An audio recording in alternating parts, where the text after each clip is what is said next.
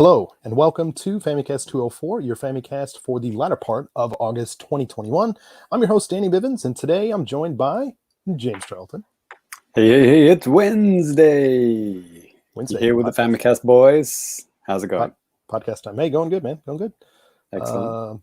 And we're also I was actually just talking to the audience, but yeah, whatever. Oh, okay. You don't care. Yeah.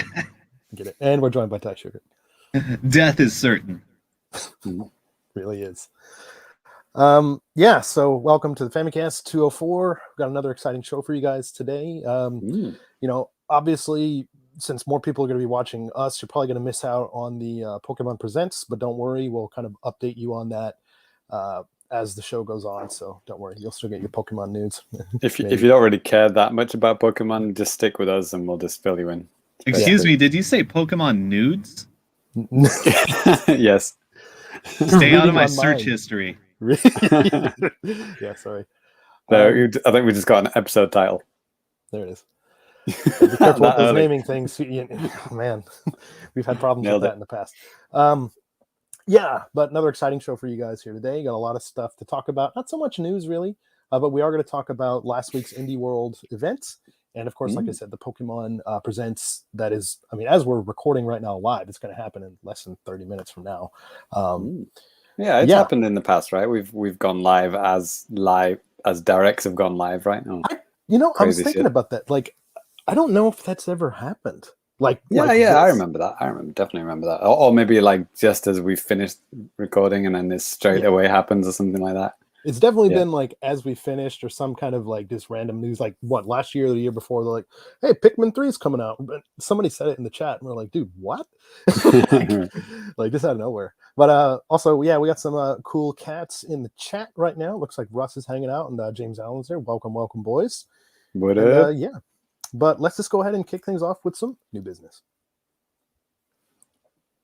And I'm going to go ahead and kick the show off today with new business. I've been playing a couple of different things. Last time I talked about Skyward Sword HD on the Switch, which I'm still playing and actually making progress. I think I'm like 13 hours or something like that in. Either 10 or 13. I've been playing. Okay.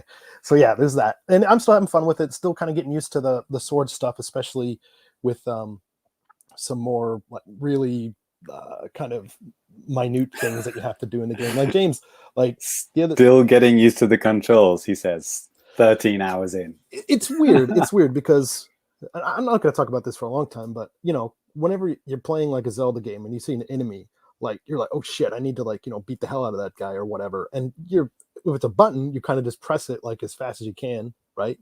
Mm-hmm. But like in Skyward Sword, you have to be a little bit more deliberate with your attacks when they're guys that can like block you. Right. Yeah, and I was fighting some Lizophils, like the lizard knight guys. Yeah, Lizardon. Like, okay. That's a Pokemon joke. Oh. Hey, do you know this is the only Zelda that you start with 6 hearts, not 3? Oh, okay.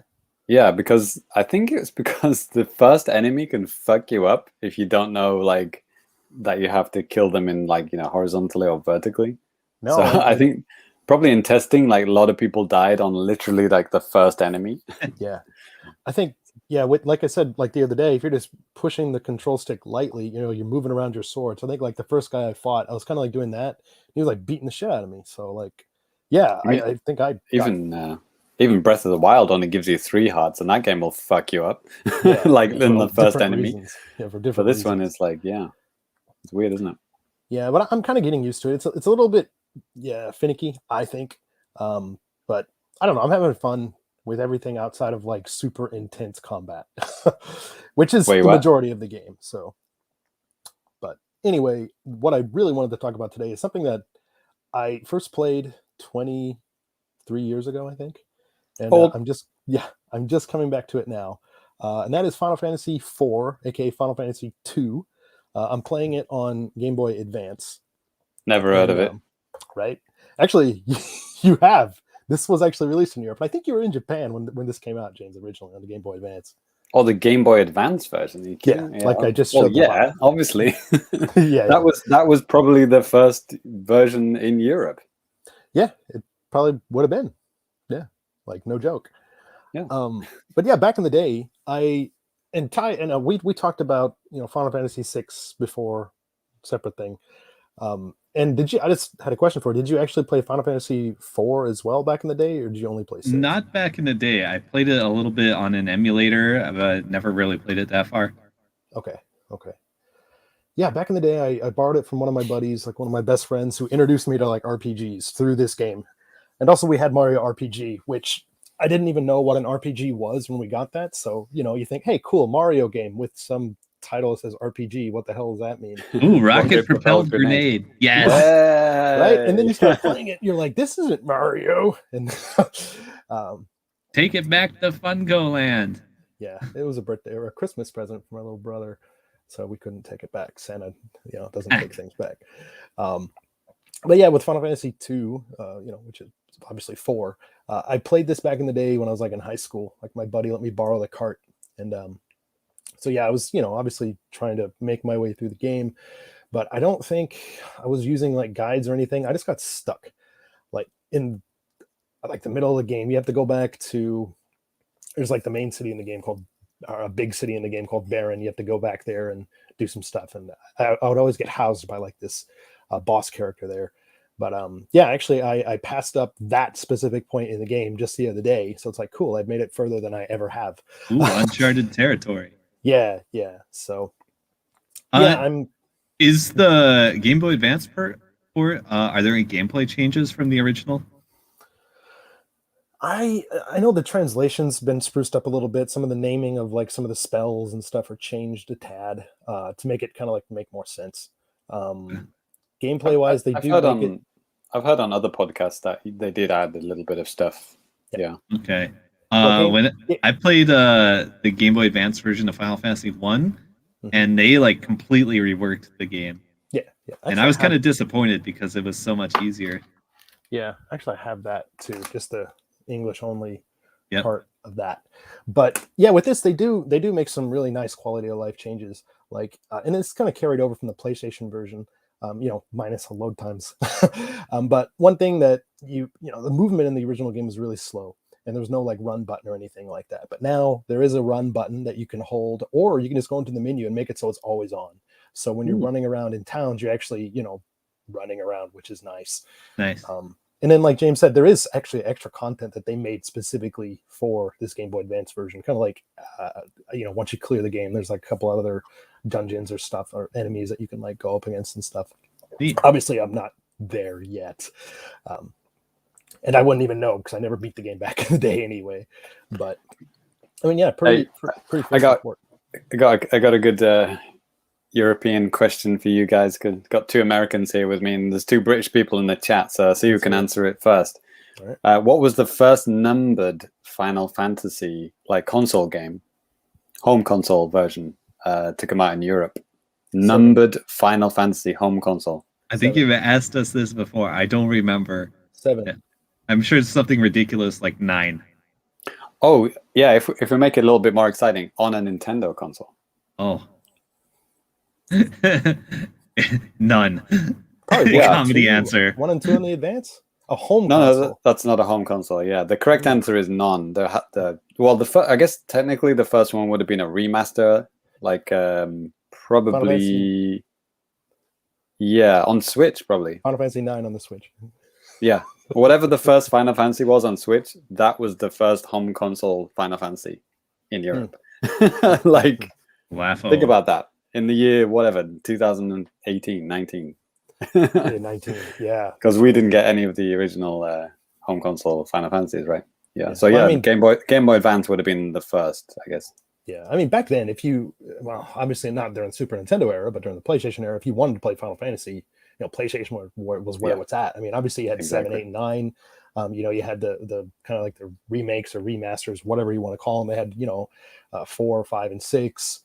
Chrono Trigger. Basically, they took everything that was from the Super Nintendo, put it on the PlayStation, and added load times and some FMV. Well, now, ironically, everything's on Nintendo console now. Like freaking, literally everything. Right? They've remastered everything. Well, not the originals, I guess. Yeah, yeah. Oddly enough, and maybe we didn't talk about this on the show, but the Pixel remaster. Pixel remasters that they're mobile only. Final Fantasy IV is coming out tomorrow, actually, on smartphones. Is it smartphone and Switch? Sorry, no. Smartphone and Steam. Thank you. That's it. Yeah, smartphone and Steam. I think they'll come to consoles. They'll probably just wait like a year and do it.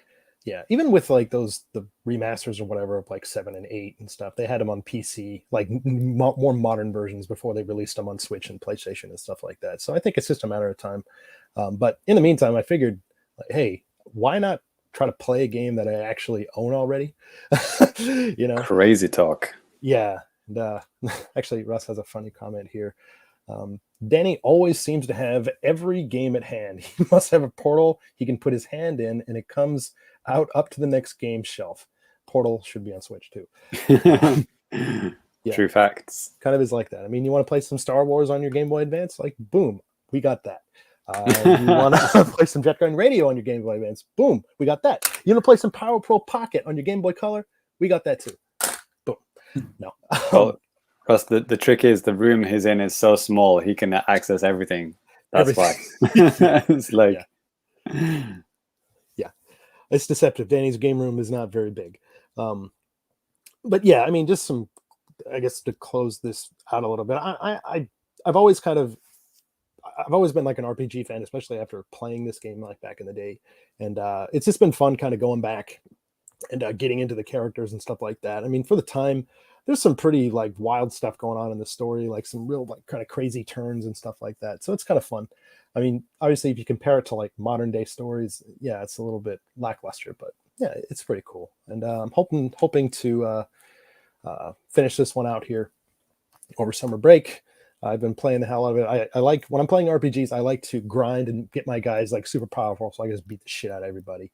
So that's kind of like what I'm doing right now. But anyway, yeah, that's about it for me. Just playing stuff that I've already been playing. But anyway, yeah, let's go ahead and move on to James. What's up? Hey. So, yeah, we're going to talk about it in news, but there was an Indie Direct.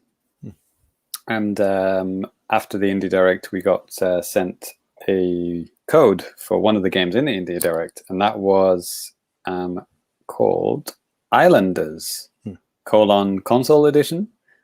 So I guess it's been on Steam for a while. This is the console version. I believe it's on other consoles as well. So this is like a super chillaxing Sim City, basically, or like island. Maybe Sim City is maybe not the best because you're not really. It's like little islands, you know. You're not really building huge metropolis here, but like it's basically like a score attack game. You start off, 0 points, an island with nothing on it, and it'll give you some things to put on the island.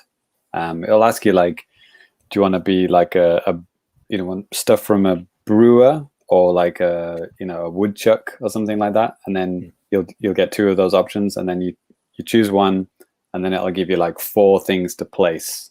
Yeah, you're basically placing buildings. Where you position them is very important. So like, for example, with the woodchuck, you put him near some trees and you'll get more points for that. And then you'll have like a sawmill, and you have to have a sawmill near the woodchuck, and it's kind of like all like placing these things together. And you have to get a certain amount of points every kind of round, I guess. Every kind of round you have to get a certain amount of points, and if you don't, you fail out. That's the end of the game. You go back to the beginning. So it's like an endless, you just keep going. You just keep going. As long as you have enough points accumulated at the end of each round, you'll go. Actually, no, it doesn't automatically go to a new island. You choose whenever you want to go. Like the picture that we're looking at now, there's quite a lot of stuff placed down there.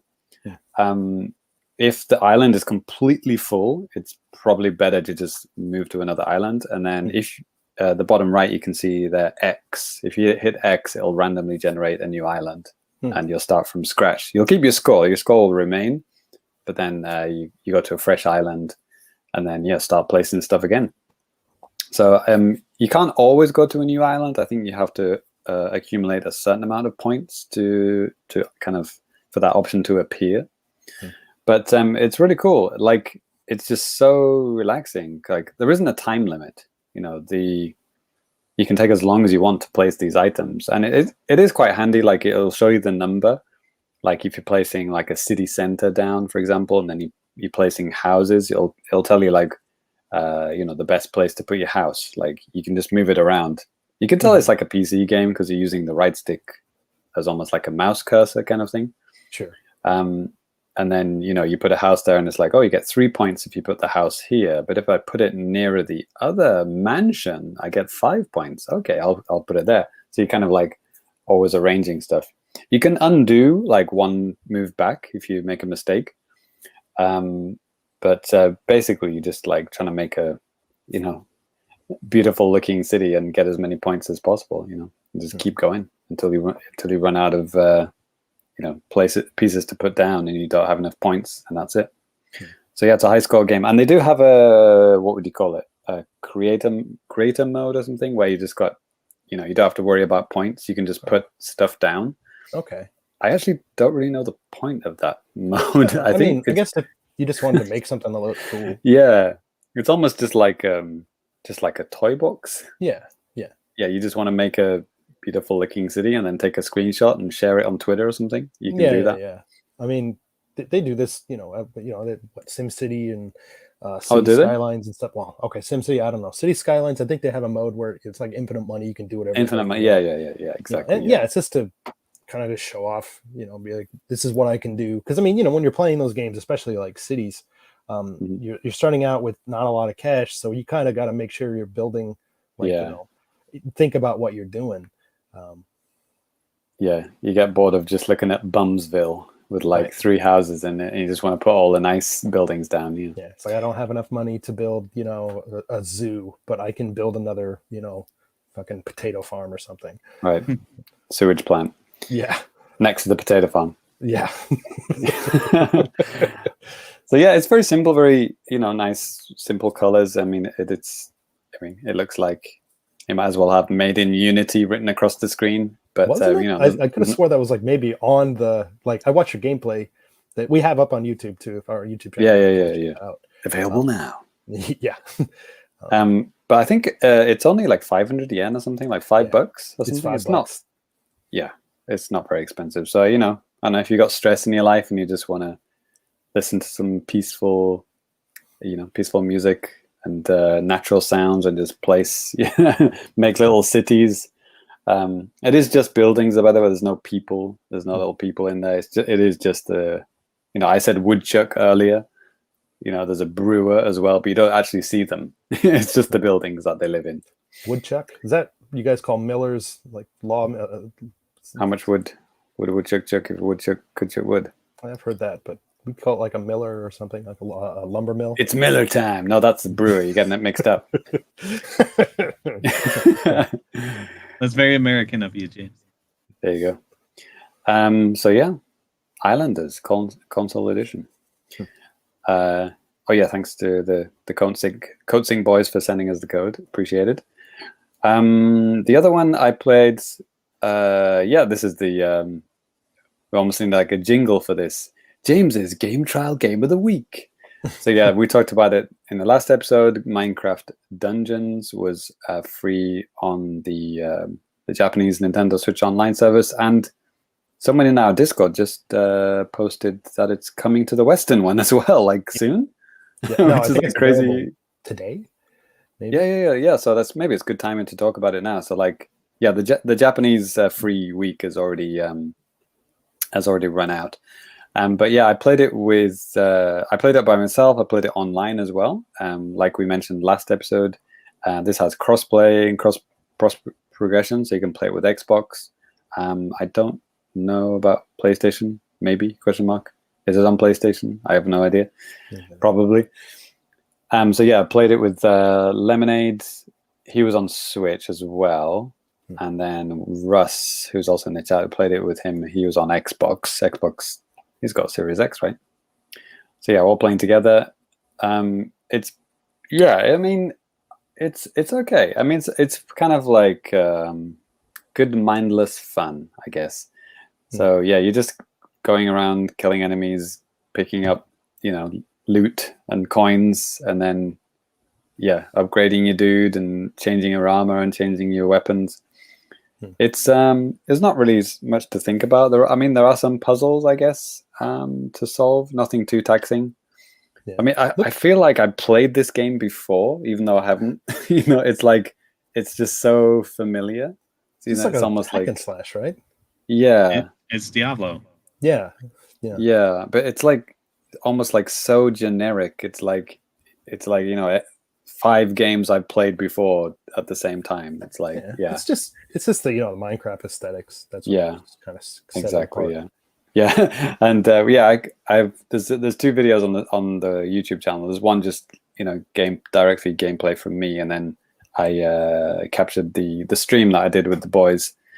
If you can hear some witty banter and everything in there. That was pretty funny, actually, because we actually ended the stream because my game crashed. Like I fired this like bow and arrow, like a charged bow and arrow, which was like an explosion. And this thing like just exploded, and then it froze on the explosion. It was like almost like let's roll the credits. Yeah. So yeah, that was funny. But yeah, we did have quite a lot of problems. Like, I had a few problems at the start. Like when it's asking you to like create an Xbox account or something like that, and that screen just didn't work. And then I had to look up online for like workarounds, and it's like, oh yeah, take your Switch offline, put it in airplane mode, then go to that screen, make an account on your web browser, and then log in, then switch offline, switch airplane mode off, and then log in. It's like, fucking hell, man. Have they not patched this? But this game didn't just come out. How the fuck have they not patched it by now? Yeah, that's pretty embarrassing. But yeah, I mean, it's like, the first splash screen is like Microsoft Game Studios. The second screen is, it crashing. It's like, and then we played the stream, and then it ended with it crashing as well. It's like, come on, guys. Well, James Allen said that his son downloaded it today on his Switch. Well, I hope his son didn't have as many problems as you getting all that crap set up. Holy God. Yeah, hopefully got the game trial version. Not the right. Yeah, I mean, it looks all right. It probably looks way better on the other consoles. Like on the Switch, it looks very, very basic, very generic. Even the Minecraft-ness doesn't really come out that much, because none of the far away, probably. Yeah, none of the scenery is destructible, which to me that's like the bullet point of Minecraft is like you can destroy everything, you can build anything, and it's like nope. Like you put a bomb on the ground, it explodes and nothing happens. I'd say, I mean, if they it's weird. did it like that. Well, yeah, not everything, but just like for example, just a little stone on the floor or like a wall or something. It's like, come on, sure. Like you fall off and you die.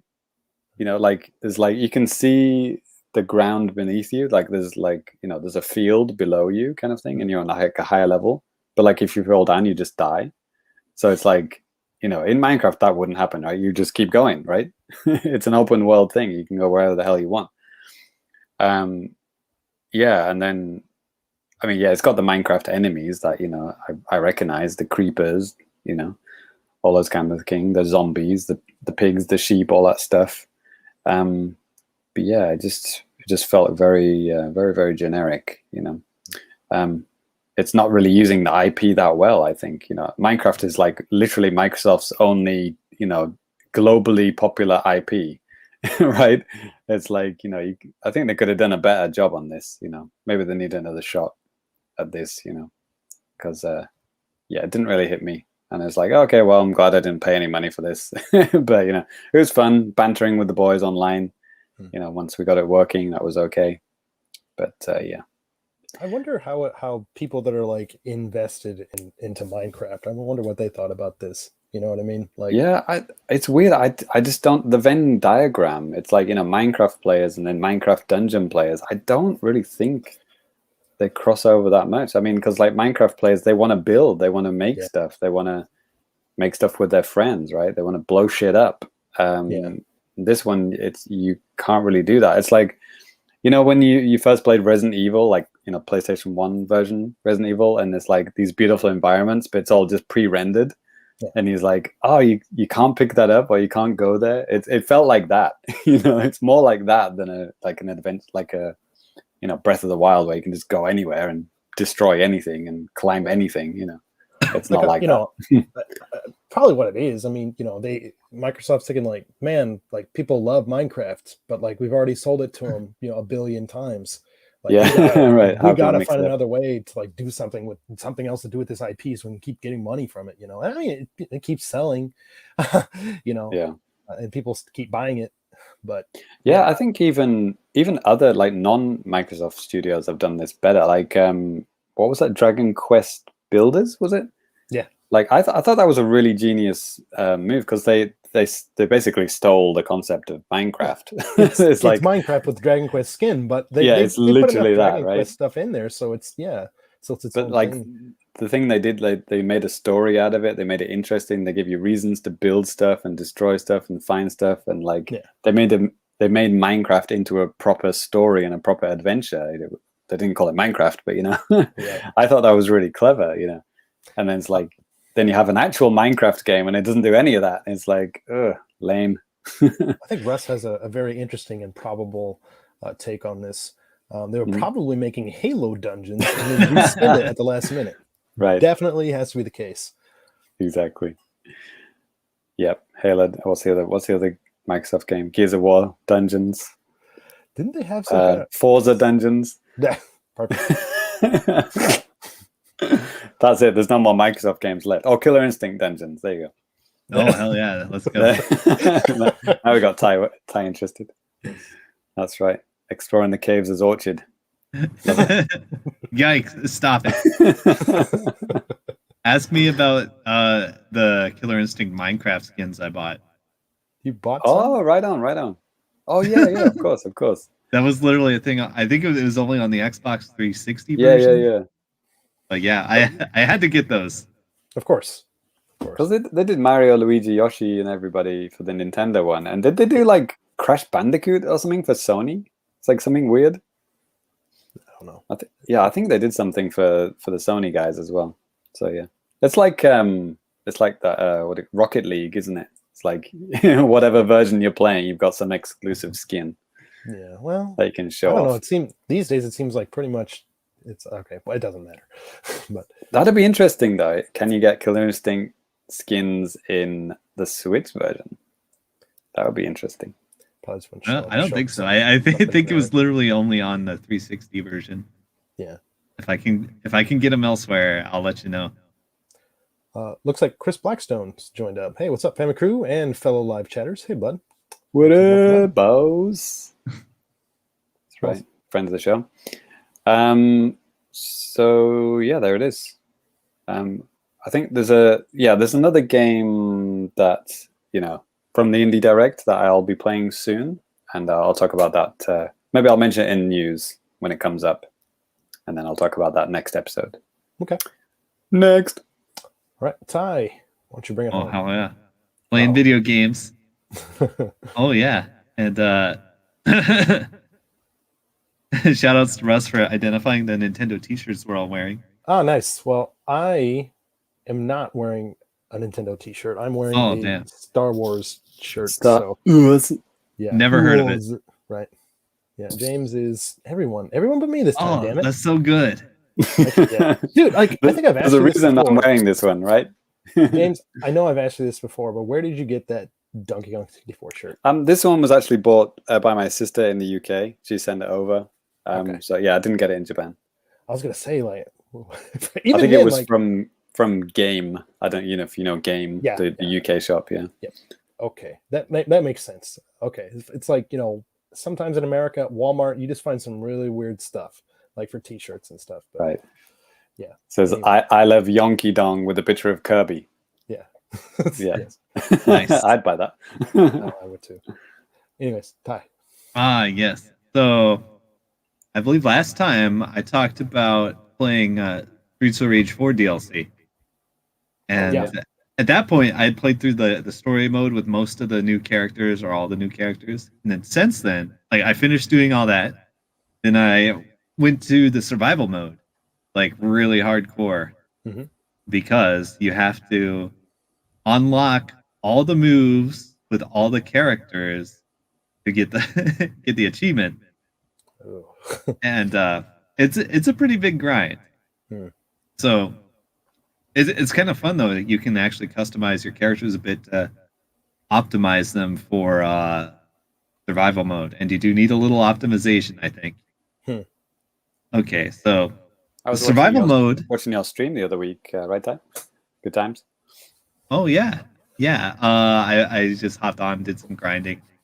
So in the survival mode, the way it works is the enemies will, of course, get progressively harder, and you'll get add-on abilities as you play. Like you'll add like a fire effect to your specials, or electricity, or poison, and you want to like stack all three. Like, as far as I can tell, the meta, what you want to do is you want to get all three of those on probably your forward moving special move or your combo ender, probably the special move.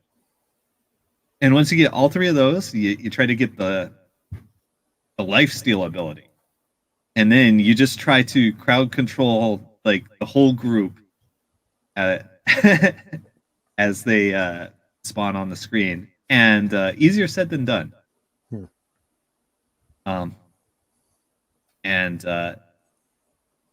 Usually how many hours time?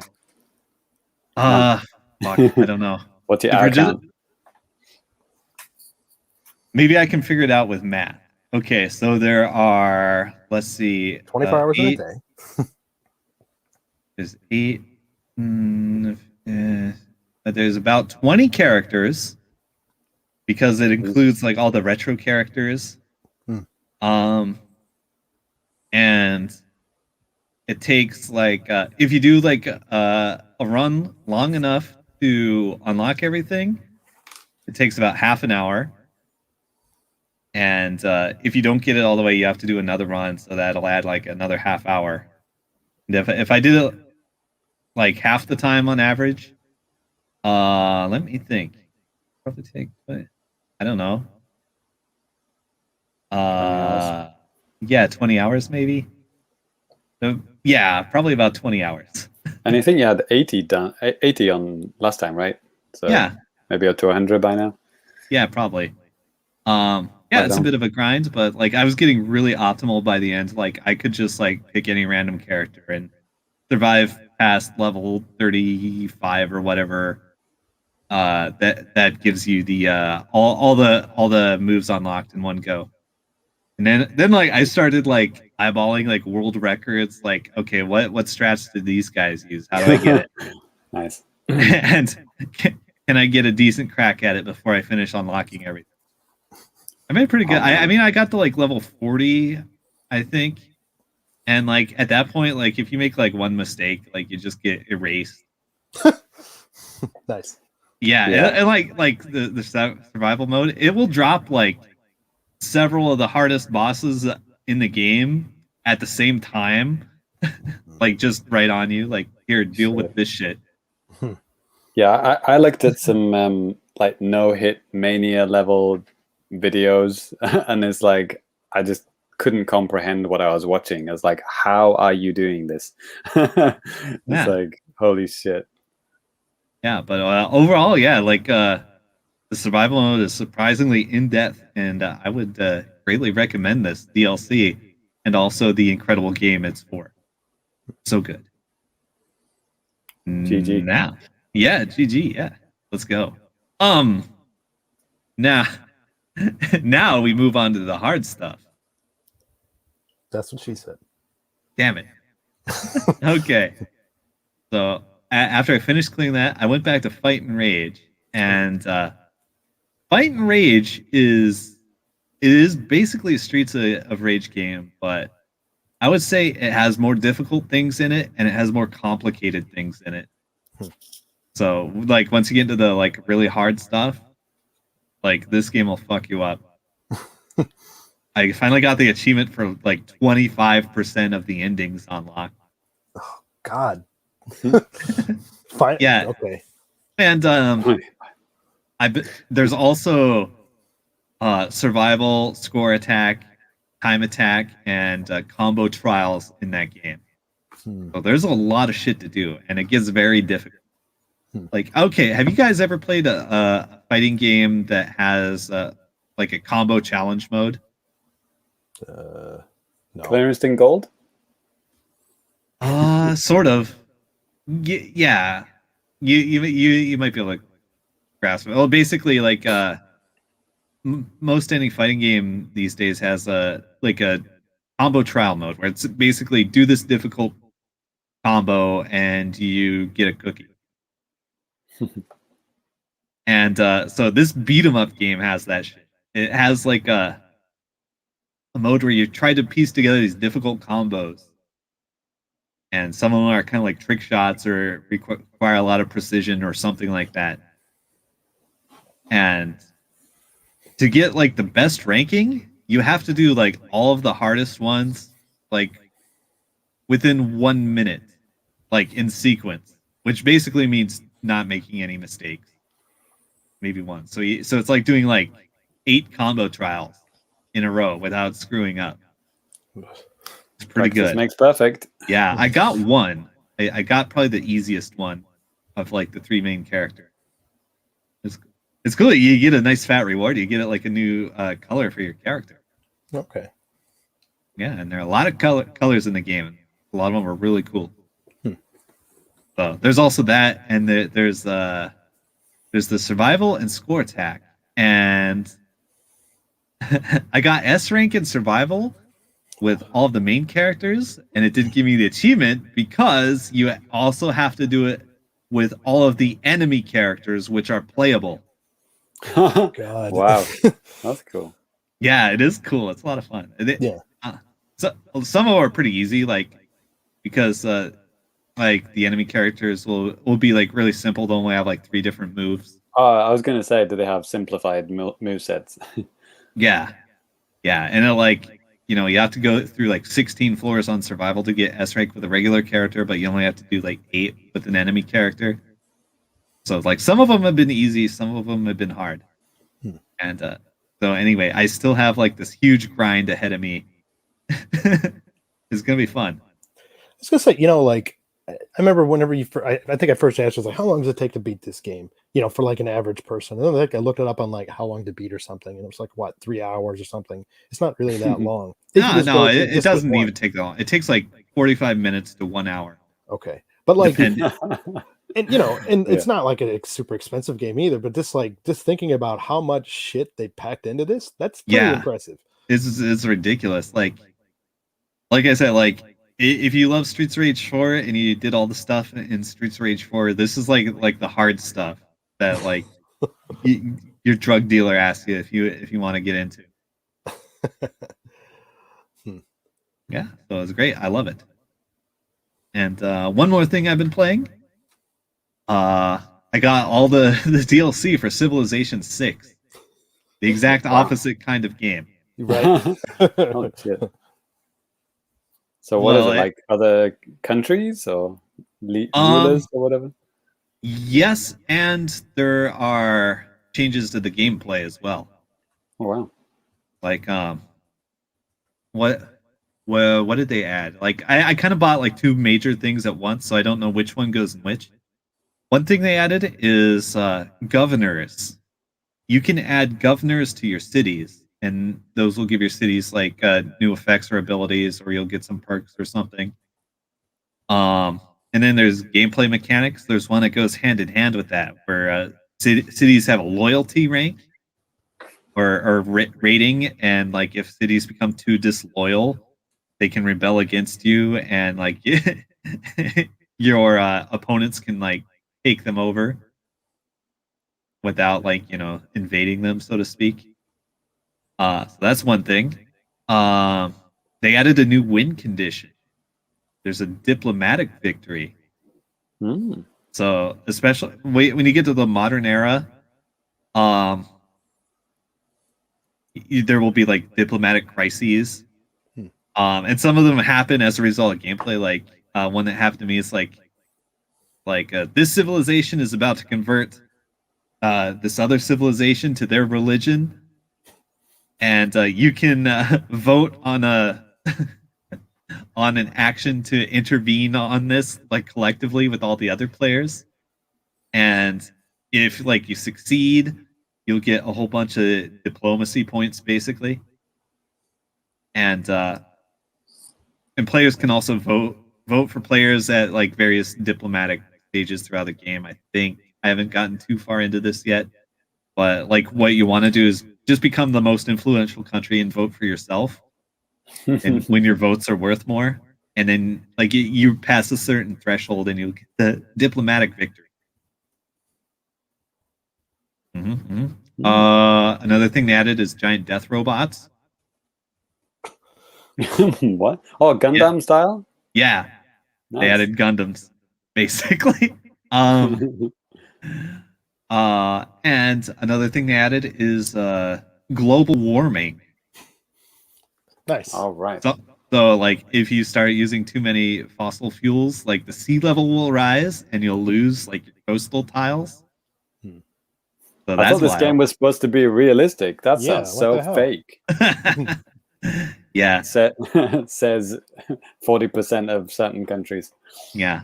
And they did add like a whole bunch more civilizations, like a dozen or something. There's a lot. So yeah. It's a race to make the game as complicated as possible. Nice. Yeah. Do you have to pay for global warming? Yes. All right. Okay. Interesting. Yeah. What's the point? Just get it for free in real life. You can't reload your last save in real life. Right. Shit. We should have saved back in like 2000. Yeah, so that's fun. I do derive a lot of pleasure from this game. Like when I figure out like how to game certain systems.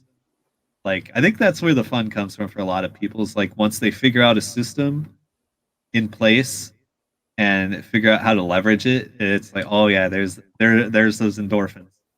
Yeah. Like I said before, put the sewage plant next to the potato farm. You're done. Boom. You're done. Yeah. Directly. Yeah. To the potatoes. Yeah, so pretty good. So yeah, a bunch of very different but still very complicated games. That's what I've been playing. All right. Cool. Alrighty. Well, that is going to do it for the new business. So we're going to go ahead and take a quick look at now playing at Famicast.com. Let's go. Now playing at Famicast.com, lots of stuff going up on the website, lots of stuff going up on YouTube. If you only listen to the podcast, did you know that we have like 2 other branches of the Famicast out there? Yeah, being the YouTube channel that we stream the show on every 2 weeks, and then our website as well. So these are things that you guys should definitely be checking out. James, do you got anything to share for us this week? Now playing at the Famicast.com. Yeah, I've been playing a whole bunch of games. So yeah, I got the Minecraft Dungeons 2 videos, Pokemon Unite video. I don't know. Did I talk about Pokemon Unite? Don't think I did. Did you? I can't remember. It's a Pokemon MOBA. Yeah. And it wasn't entirely terrible. So there you go. Yeah, Islanders gameplay that I talked about. Valkyria Chronicles, that was a Game Trials game. I got some gameplay of that. Raji, an Ancient Epic. There was quite a cool demo. I played that. That's a good looking game. It's a nice game. I didn't talk about that either. Yeah, and yeah, all available now. Yeah, Raji is good actually. Yeah, I was thinking about picking up the full game after the demo. It's a good demo. It's basically like God of War, but based in India and with a female main character. Yeah. And that one was shown off at the Indie. Yeah, it was a direct a while back. Yeah. And actually, coincidentally, or oddly enough, or whatever, it didn't come out in Japan just until like a couple of weeks ago. Interesting. Okay. At least for the Switch, because I did I forgot the company that did the localization and stuff, maybe Teon Japan or something. But yeah, I wrote up a story on our website, so you can see that. There it is. Yeah, Danny, how about you? Let's talk about the baseballs. Yeah, no new baseball stuff. I've been doing like I said, I've been playing a little bit of Final Fantasy IV, and kind of like the whole thing behind that was because I had, for for the longest time this Final Fantasy IV Game Boy Micro, and I did a video about this thing. And just if you guys have listened to the show for a long time, you know that I had a bunch of stuff in America, and since you live thousands and thousands of miles or kilometers away from where some of that stuff is, sometimes some stuff just goes missing, or like most of it, which is fun. And the actual system for that was one thing that went missing for me, so I rebought one here recently, and then just did a video about it. So it's cool. It's a cool little system. Game Boy Micros are freaking awesome. Definitely check out that video if you haven't already. Other than that, just putting stuff up on the website, things I find interesting. Pikmin fruit snacks are coming out in September. I'd be sure to check that out. So only four measly little fruit snacks in a package that's like 108 yen, like $1. What the hell is this ripoff? I'm probably gonna buy them. But yeah, James is there he is, pulling up the website there. Lots of different stuff going up on the website all the time, so I'll be sure to check it out. Looks good on mobile too, and operates just fine. So all this and more at Famicast.com and the Famicast on YouTube. All right, James. I was just looking at the website. This is the JAPANews. That's right, folks. It's time for the JAPANews. It's the time of the show where we bring you the latest and greatest comings and goings of Nintendo in Japan and all these things. We're talking right now and have been talking, the Pokémon Presents presentation is happening. Is it done? It's not done. It's got another like 5 minutes. I've been kind of like checking up on stuff, and I saw like, hey, they showed off like Pokemon Unite's coming to mobile. It's like, okay. Like stuff. The one that I played? All right. Yeah. They're showing off like a new trailer for Diamond and Pearl and a couple of things like that. So they'll probably show stuff off for Legends. But before we get into that, James is going to head up like this next part of the JAPANews. Oh, right. Yeah. So the Indie World Direct, right? That was on the 11th or 12th, depending on which part of the world you're in, I guess. Right. So yeah, it was actually pretty good. I mean, some people were kind of shitting on it. I don't really understand. I think it had quite a few bangers in there. Yeah, I think so too. Really, decent looking games. And I mean, it's funny because like a lot of these indie games are probably going to be on the other consoles eventually, right? Right. A few of them are like console exclusive on Switch, which means it's on Steam and Switch only. Right. Which is it's whatever. Some of them are like timed exclusive. It's probably going to be on the other consoles in like 3 months. But they had a good collection, a good selection, and I was quite impressed. So yeah, if you're watching the video version, I just started it's actually an abbreviated version of the Indie World video. I kind of cut it down to just the stuff I'm interested in. So the first one, the one that I thought looked pretty cool is this one. I thought it was Jet Set Radio at first, and it is basically, but it's not called that. Spiritual successor, if you will. I mean, the way that they're moving, the way that they're dancing, it is because Bomb Rush Cyberpunk. Yeah. Cyberfunk. Yeah. Bomb Rush Cyberpunk. Yeah, basically, it's like a cell shaded, rollerblading game, and you're tagging stuff, and it looks like very, neo futuristic Tokyo kind of place. It even has the same font for the text. Yeah, that's that radio. The only thing different that they do, well, I mean, some wall jump or wall running and stuff like that they have here. I saw some characters have like skateboards or something. So like, I mean, there's a little bit of difference, but like visually and just everything here, this looks like a HD version, like an HD new version of Jet Set Radio, which is Jet Grind Radio, whatever you want to call it. Jet Grind Radio is the Japanese one? No, the English name, the US name is Jet Grind Radio. The Japanese name is Jet Set Radio. Yeah. So that's coming out next year anyway, 2022. So I guess they just wanted to, start the hype. Sure. Early. It looks like it's going to be a pretty big game. It looks like a lot of work going into that one. Yeah, it looks awesome. I've seen it making the rounds on Twitter over the last month or two.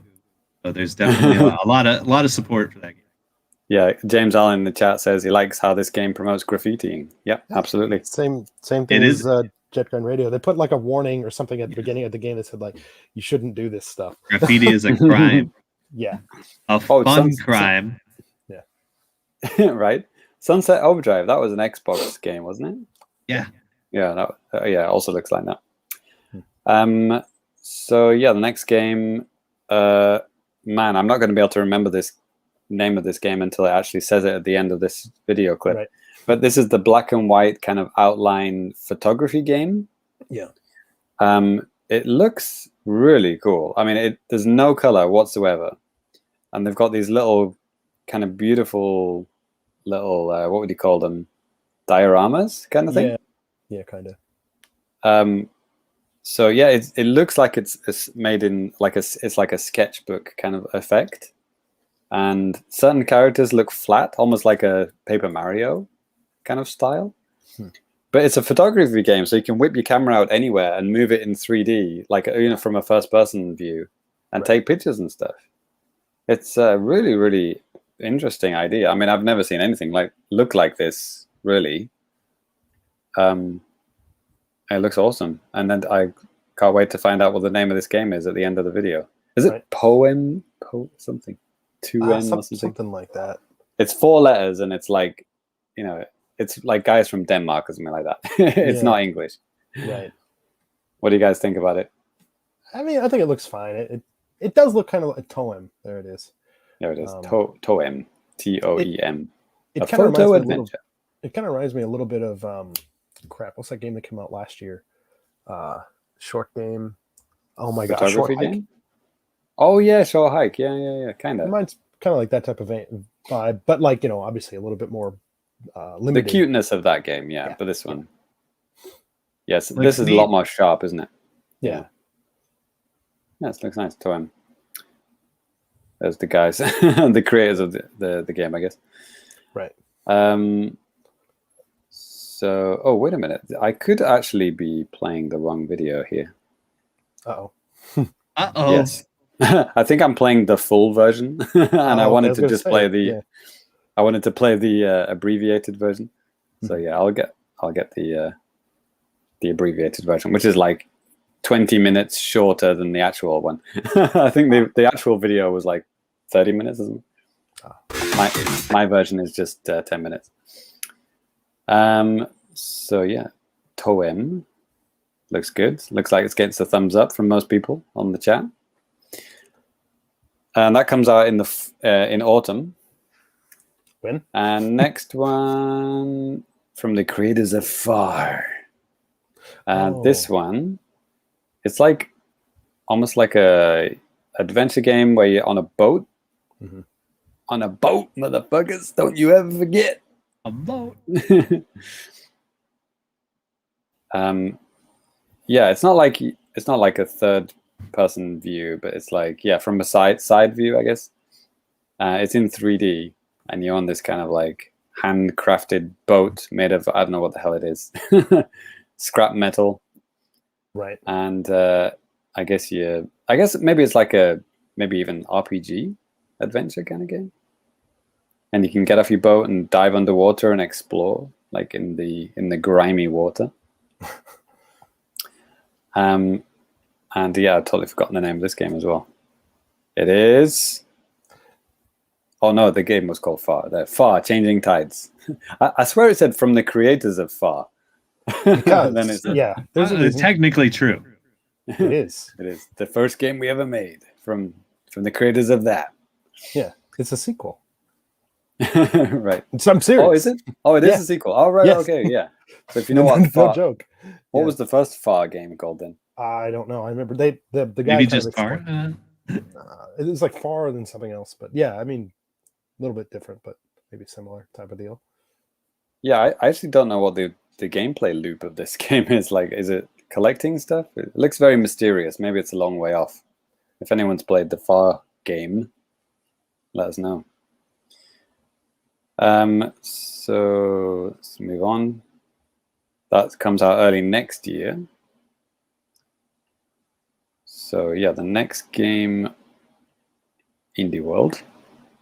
Oh yeah, Danny, you want to mention what they did for the Japanese audience? Oh yeah, so like since this was primarily focused on a lot of games that were releasing in the West.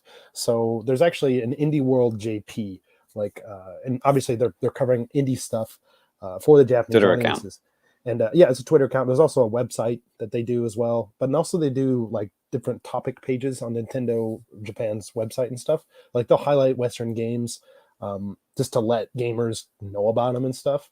And they like sometimes interview the developers and stuff like that, and have it, information available in Japanese for the Japanese public, which is really cool because, as we know, living through like the Wii U days and stuff, like that wasn't a thing that happened. Right. So cool to see like this indie initiative carry over here to Japan, and they're kind of taking it seriously. Yeah, it's cool.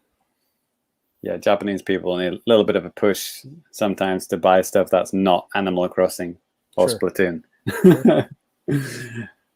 So yeah, the next game. This is the game that I kind of hinted at in my new business. We just got sent the code for this Garden Story from what is it, Rose City Games. It's a very cute kind of RPG adventure game, I guess. Almost like in a Earthbound, but not really. Oh, there was another game I played, New Zealand Story, I think it was called. Sounds familiar. Yeah. It's kind of like that style, like 16-bit style, but very colorful. And you're playing as like the one with the kiwi bird. No, actually, the New Zealand Story, you're playing as a little boy. It's very much like Earthbound, that game. Yeah. Okay. I'm thinking of a different. Yeah, but this one, yeah, the Garden Story. I mean, it looks cute. I'm excited to play it, and I'll talk about it in the next episode. But yeah, definitely like 16-bit vibes. That kind of color palette and aesthetic, which is very pleasing to a lot of people. And then the next one, just went back to it. Oh yeah, this one. This is hype. This is hype. The hype is real for this one. Oh, Axiom Verge 2. Yeah. Yeah, I love the shit out of this game on Wii U. Holy shit! Right. Jeez. And Danny, you played on Switch, Yeah. It was one of our earlier review codes that we got. At least when we started doing video stuff, it's pretty early thing that we got. Yeah. I mean, the first game is legendary. I mean, it has ties to like Nintendo World Report as well, because like infamously, yes, Johnny Metts. Tell the story. Yeah. Johnny Metts is watching Axiom Verge being played by the creator. Oh shit! Oh man, I forgot his name. It's like one guy who does this, right? Oh, Thomas Hop. Right. Thomas Hop. Yeah. Yeah, there it is. It's right there. Yeah, there it is. Thomas Hop. Cool guy. And Reggie comes up and says like, "Oh, do we need to like call our lawyers or something like that? Like, because it looks so much like Metroid." And then Johnny says like, "Well, someone's got to make a fucking Metroid game." Yeah. Something like that. I think Johnny because he said that. I don't know if he used the exact phrase, but in my mind that's what he said. Yeah. And then Johnny got his name in the credits for Axiom Verge. Yeah. And it was Sass Master. It was beautiful because I remember when I finished Axiom Verge, the first one, seeing Johnny's name in the credits. It's like, it's beautiful. It's beautiful because there were no Metroid games in existence at that point. Like that 3DS game that didn't exist. We didn't know about that. Force. I think that was even even that, right? Off. Metroid Dread was like it's another 7 years away at that point. Yeah. Anyway, here we are with the sequel, Axiom Verge 2. Yeah, Thomas Hop he's an amazing guy. I mean, he's almost like is it Hap or Hop? Hap, H-A-P-P. Yes, it is Hap, isn't it? He's an amazing guy. I mean, does everything himself. Is very much like a Toby. What's his name? Shit. Flinderson from The Office. Ty, help me out. Now I can't remember it. Yeah, Toby Mac. No. Oh my God, Toby, the guy he did the game. Undertale guy. Thank you. Thomas. No, what? Oh my God. Toby Fox. Toby Fox. Boom. Ty gets it. Bonus points. Yeah, it's like half a point for that. He's like that kind of guy. He just does everything himself, and he's like he's a programmer, artist, musician, general genius. and he's gone through some hardships in his real life, and is still making a fucking giant ass Metroidvania game while all the shit that's happening in real life. It's like, this guy's fucking amazing. Really appreciate it. So yeah, that's already, it got like stealth dropped like during the direct or like after the direct, right? Yeah. But it looks cool. I mean, it's got like different main character, like female main character, I think. It looks like, there's different kind of moves, different kind of weapons, different way of playing the game. It's like two worlds kind of vibe. Like you can kind of go between certain, like two different light world, dark world kind of vibe. So yeah, I'm excited about checking this out. Yeah, once I get around to it, I will be buying this. Really like the first game. Thoughts? No, dude, I love the first one. It's just a matter of time before I pick this one up. Yeah, just like I'm playing put it on your wish list. Playing a fucking Zelda and a goddamn RPG. It's like, yeah, not good. Yeah. Stick it on your wish list, mate. Pretty much. Yep. Okay, next one was Shovel Knight. He's back. He's in every game, but he's back. Oh, he's got the puzzle box from Hellraiser. Right. So, Ty, you're probably the biggest Shovel Knight fan on the planet. So, thoughts? Okay, is this Yoshi's Cookie? What's going on here? Right. Shovel Knight. Shit, what was it called? Puzzle Pocket Fighter. Yeah. It's nothing. Yeah, it's a spin-off puzzle game. I don't know what to tell you. Right. It's like I'm just still waiting for that Shovel Knight 64. So. Yeah, man. There seems to be a lot of variety. Anyway, it's got 2-player mode. Pocket Dungeon. Yeah, and I get what they're doing. They're trying to expand their IP. I wonder how well like these type of games do for them. Like obviously the first couple more was spin-offs, right? What's that? Yeah, didn't they have another couple of different spin-offs? Like not so much, but Shovel Knight has guested in like 10 fighting games. But like the Shovel Knight Showdown, right? Showdown, King of Cards. I mean, that's separate from like the actual game, right? Like those are their own things, right? Yeah. No. You sure? This holiday. Oh yeah, that's all part of the package, Denny. Yeah. But I was thinking of other stuff as well. Never mind. Don't worry about what I'm saying. Yeah, it looks all right. I mean, I'm not a puzzle guy, so I just like the look of it. Yeah. Looks fun. I like the pace of it. Yeah. And this is the game that I talked about in my new business. This is the Islanders console edition. There it is. Oh, Lumber Pack. That was it. Lumber. I said woodchuck. Woodchuck is one of the pieces that you can put down. Okay. I was thinking, is that like a UK thing? Like maybe. Yeah, and that got stealth dropped like that same day, the indie direct day. And a lot of these games actually released the same day and date in Japan too. Oh yeah, which is weird. And this was a big deal. Yeah, Ty was excited about this one too, right? That's right. This is a Metal Slug game done by the Streets of Rage 4 guys, and it's a isometric strategy game. Cute anime girls. Yeah, looks amazing though. Holy shit. Yeah, like the animators these guys have are good. Like it's insane. Like this fucking giant robot snake. Holy shit, that's amazing. Yes, and it's still very true to the beloved Metal Slug art style. Yeah, it's gone full anime as well. It looked like they got anime cutscenes. Yeah, right? Yeah. I mean, like so does Streets of Rage 4. Like all of Streets of Rage 4 is like hand animated. Crazy. And, but this is a little more pixel art flavored, but fantastic nonetheless. Gameplay is like pixel art, but Streets of Rage 4 cutscenes are more like moving, just like animated still images. Well, I mean, there's like the literal there's like a whole animated introduction to the game. Yeah, that's true. Yeah, maybe it is in that vibe. Yep. There it is. That comes out next year though. Cool. But yeah, nice to see that. I mean, it looks pretty much like almost done. Yeah. But there it is. This one was a bit of a kind of mic drop moment. Tetris Effect Connected. Yeah. which has been on PlayStation 4 for like what 2 years now, and then a year later came on Xbox. It's been on Xbox since like the XS launch. Okay. Yeah, I thought this game was never coming to Switch. I think it was like I think it was like one of their first 4K games they had on day one. All right, okay.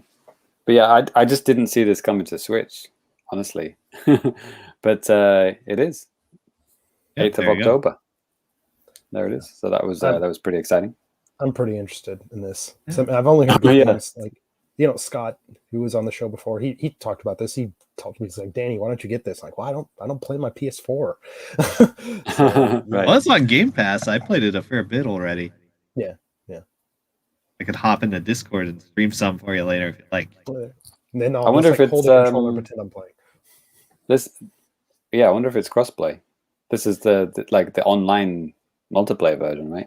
Did they? Yeah, I don't remember what they said. Here. I don't know. I've never played the multiplayer. I'll take your word for it. Yeah, I'd probably just play single player. I mean, the only reason I played Tetris 99 online is because that's like the best way to play. Yeah, that'd be interesting. Yeah, it'd be interesting to see how much it costs as well. Yeah, it's like 20, 30. I don't know. Yeah, this is just like a little quick montage. Astroneer. I know, some kind of like little spaceship dude. Almost looks like No Man's Sky, but for kids. No Man's Sky Junior, Slime Rancher. Oh, I played this a bit on Xbox. Oh. It's fun. Okay. All right. Cool. Looks very colorful. I know it's very popular in Japan too. Lumberjack. Oh, there's that wordplay. There you go. I have no idea what this game is about. Looks like it's cutting down trees. Yep. Yeah, another one. Put the Unity logo on that one. Holy shit. Gang Beasts. Hell yeah, this is a man's game. I played this in the last real Tokyo Game Show.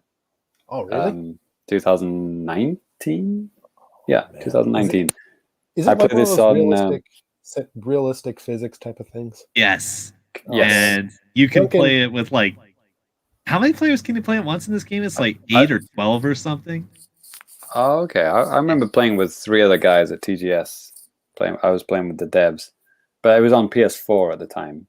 Yeah. It's been on PC for a really long time. I have it on Xbox as well. But it's like comedy slap fighting, a video game. Like asshole physics. Like, yeah. And like the situations that emerge just from like playing it normally are so funny. Yeah, and because it's physics, like you can throw people over stuff and they'll fall down, and it's just hilarious. Is it actually fun to play though? Because it's so fun. Okay, it is. Yeah. What the heck? I played a game earlier this year based on physics. When you're drunk, what the hell is that? Oh, Drunk Fighter, Drunken Fighter, Drunken Fist. Drunken Fist.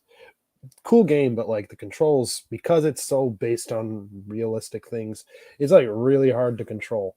And there's like cooldowns and stuff for moves that they don't tell you about. It's just really annoying. Cool. Yeah. Then this was like the last one. I think this is the last game in the Direct. This is like such a beautiful looking game. I mean, it's like Chrono Trigger HD. It's like this amazing. It was more than 16-bit. I would say maybe 32-bit style, right? Yeah, 16-bit style, like I don't know, PlayStation 1 plus, right, with anime cutscenes. It looks amazing.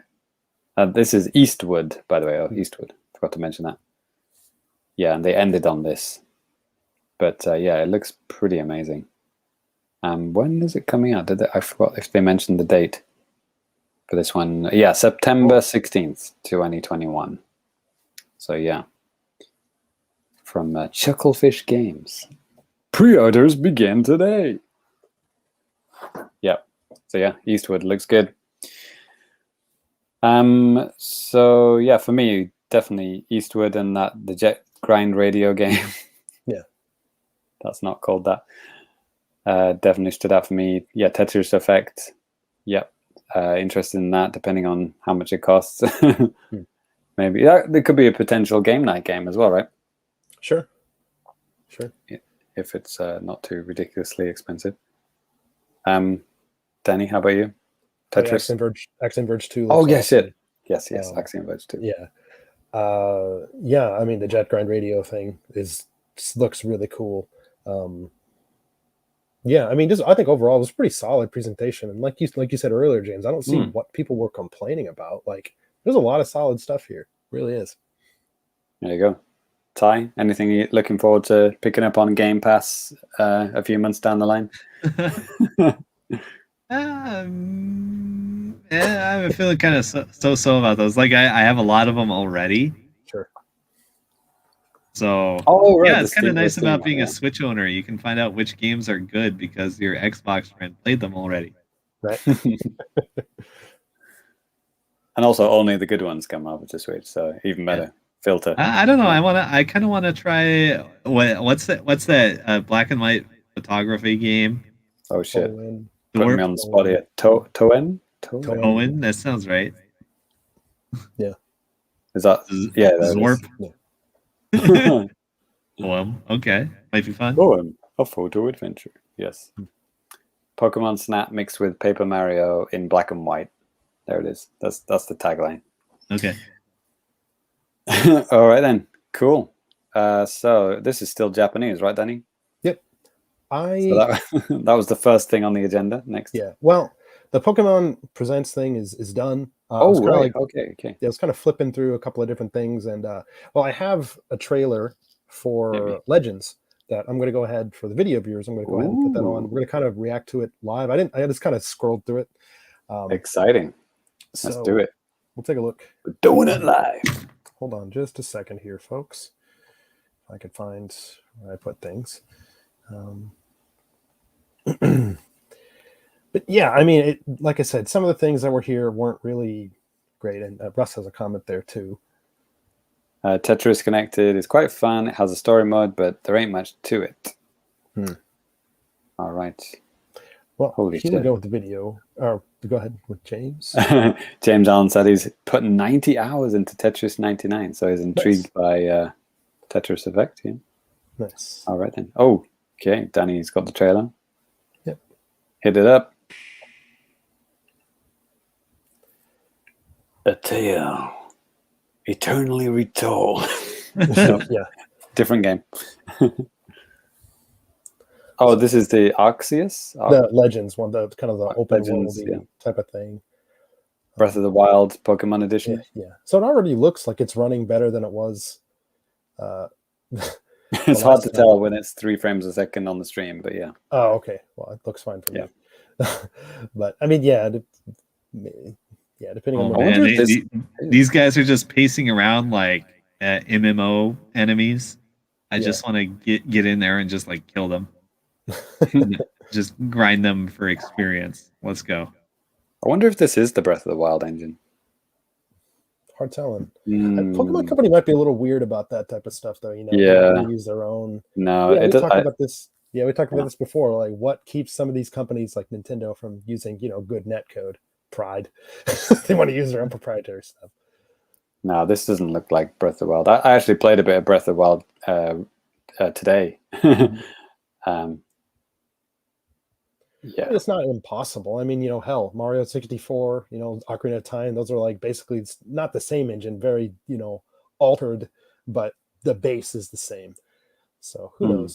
I kind of doubt it, but no, the grass and the trees would look better if it was Breath of the Wild engine. Right. I mean, like I said, from just watching what we've seen so far right now, the first trailer that they had, even just like the 30 seconds was really jumpy and like glitchy and stuff like that. Flying around on it's not a paraglider, it's a Pokemon. I saw some people on Twitter saying like, you can ride blah, blah, blah. I'm like, an antler, maybe this guy. I guess that's a big deal. I don't know. I mean, it's cool. Oh my God, he's riding an antler. Yeah. Looks pleasant. I'm sure Pokemon fans would get their kicks with that. Sure. Okay. Pokemon people going crazy, blah, blah, blah. Okay. Oh wow, you can die. Huh. Like the human character can die, not the Pokemon. You can die. That'd be interesting. Getting fucked up by Pokemon in the wild. It's like that Leonardo DiCaprio movie. Yeah. Where it gets mauled by a bear. Yeah. Except it's Pikachu. Yep. Finally.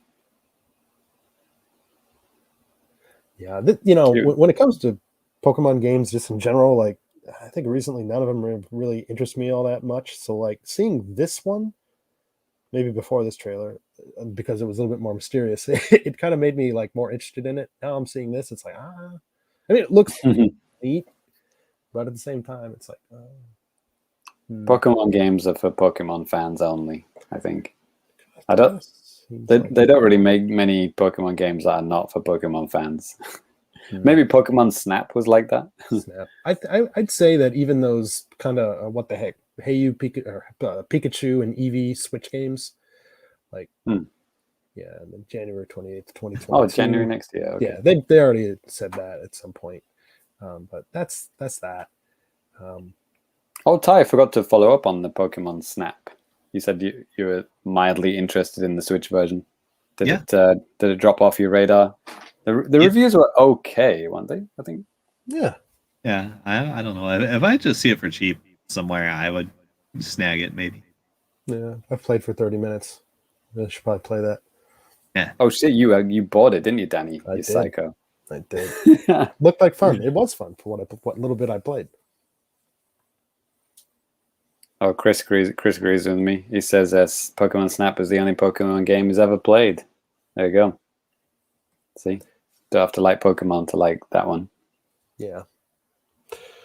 Well, I think next. Yeah, I think that's going to do it for the JAPANews. This is the news in general. So let's go ahead and move on to a little bit of anime trash from time. Oh boy! All right. We missed about Yakuza coming to Switch. You want to see that, Danny? Wait, are you kidding? Kinda. You can play UFO Catcher in Yakuza.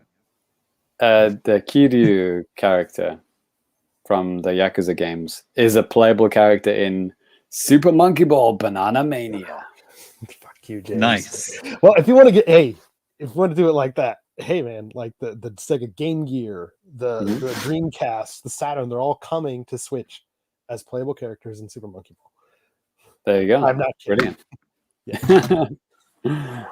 I'd buy that for $1. Anyway, Ty. All right. So I have 2 boxes this week. I have a big box coming.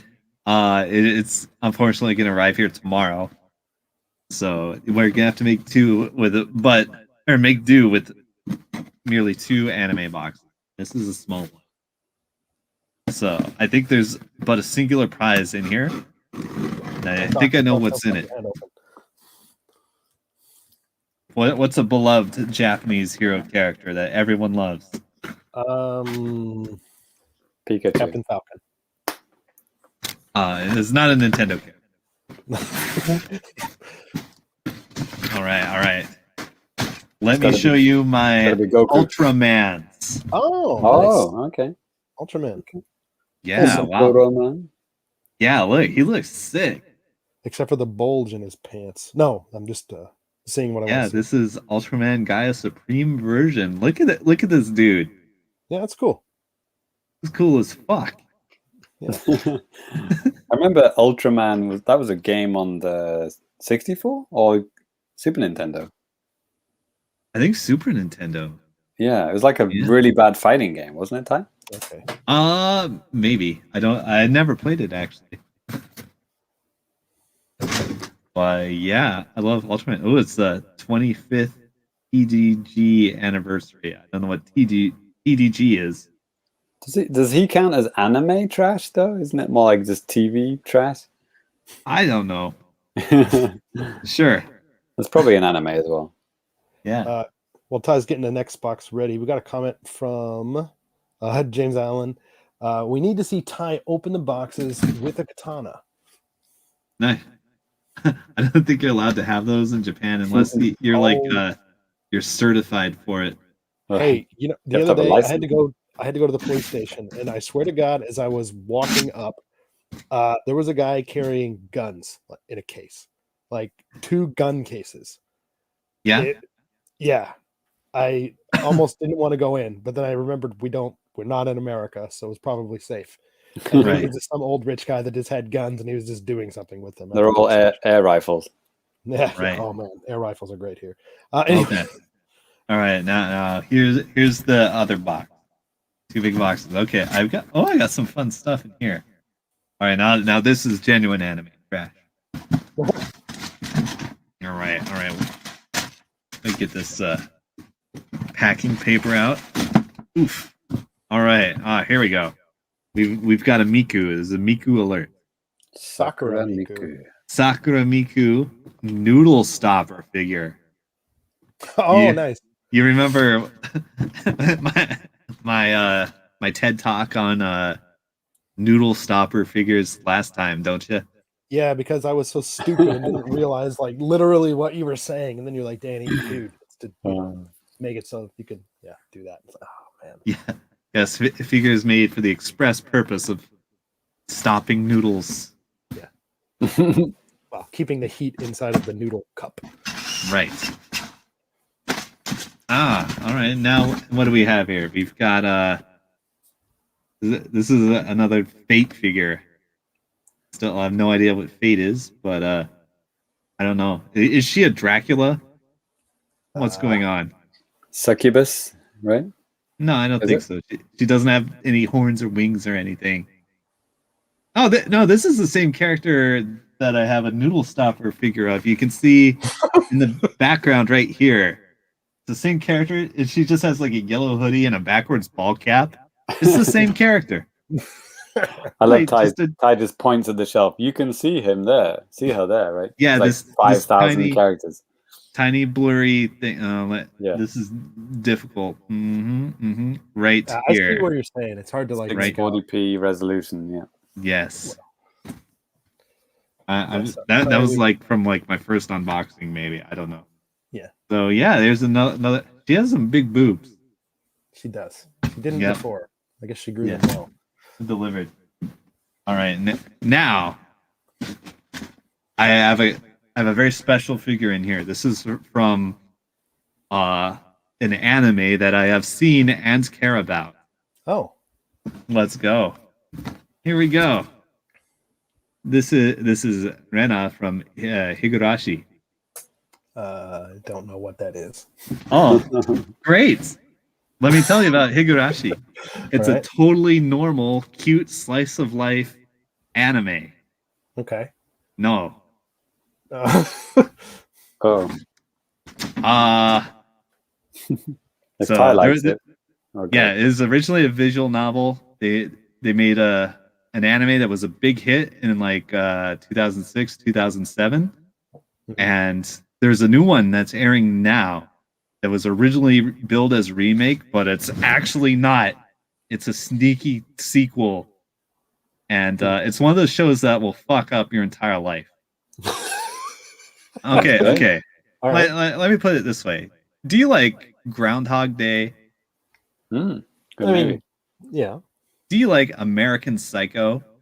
Yes. Yeah, actually I do. All right, this is the show for you. All right. And anyway, I actually sneakily unboxed this earlier. Here it is. It's Wait, very Groundhog Day and American Psycho. Okay. Yeah. So, repeatedly killing people every day. Oh yeah, there are scenes they could not show on Japanese TV, so make sure you get the stream version. So yeah, have fun with that. Or you could play the old original visual novel where the characters they look like they have marshmallow hands. Oh, perfect. Yes. The OG fans will know what I'm talking about. So yeah, great show. New episode every week. Chris Blackstone, a comment here. I'm starting to feel bad for Ty and all the anime trash he's living in. Thank you. Not bad enough to ask for more though, because this segment is damn. There it is. Yes. It is. It's my curse to bear.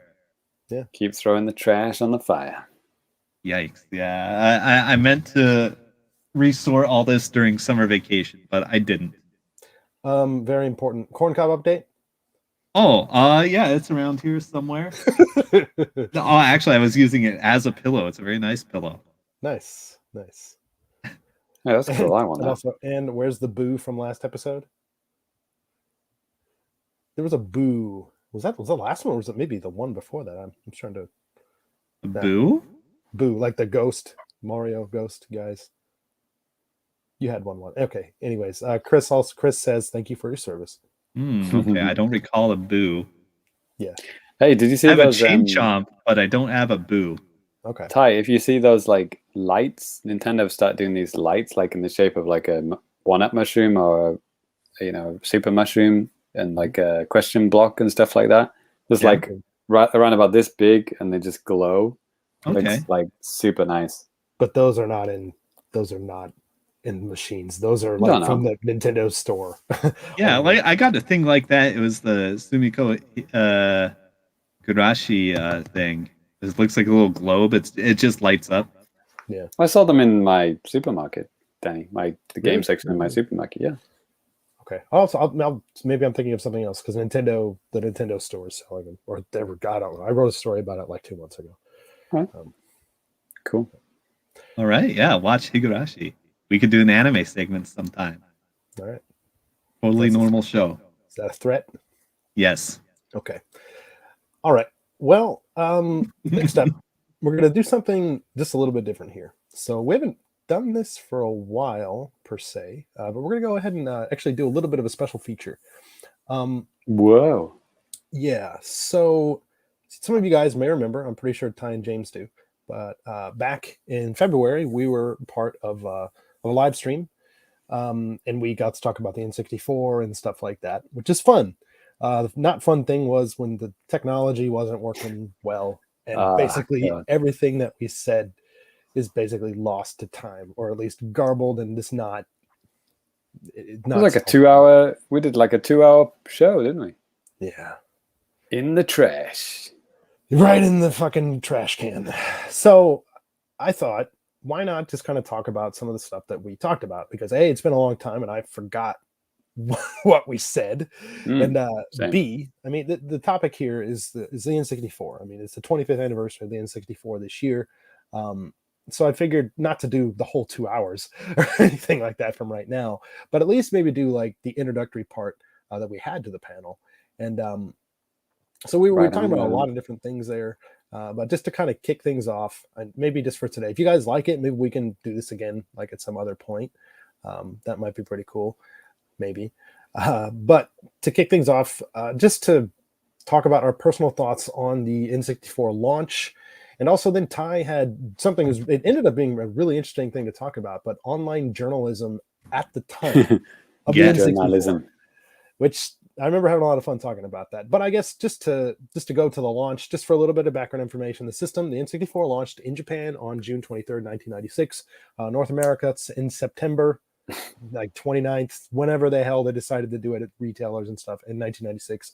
And then in the EU and Australia in March 1997. Launch games for Japan: Mario 64, Pilot Wings, and Saikyo Havu Shogi. North America: Super Mario 64 and Pilot Wings.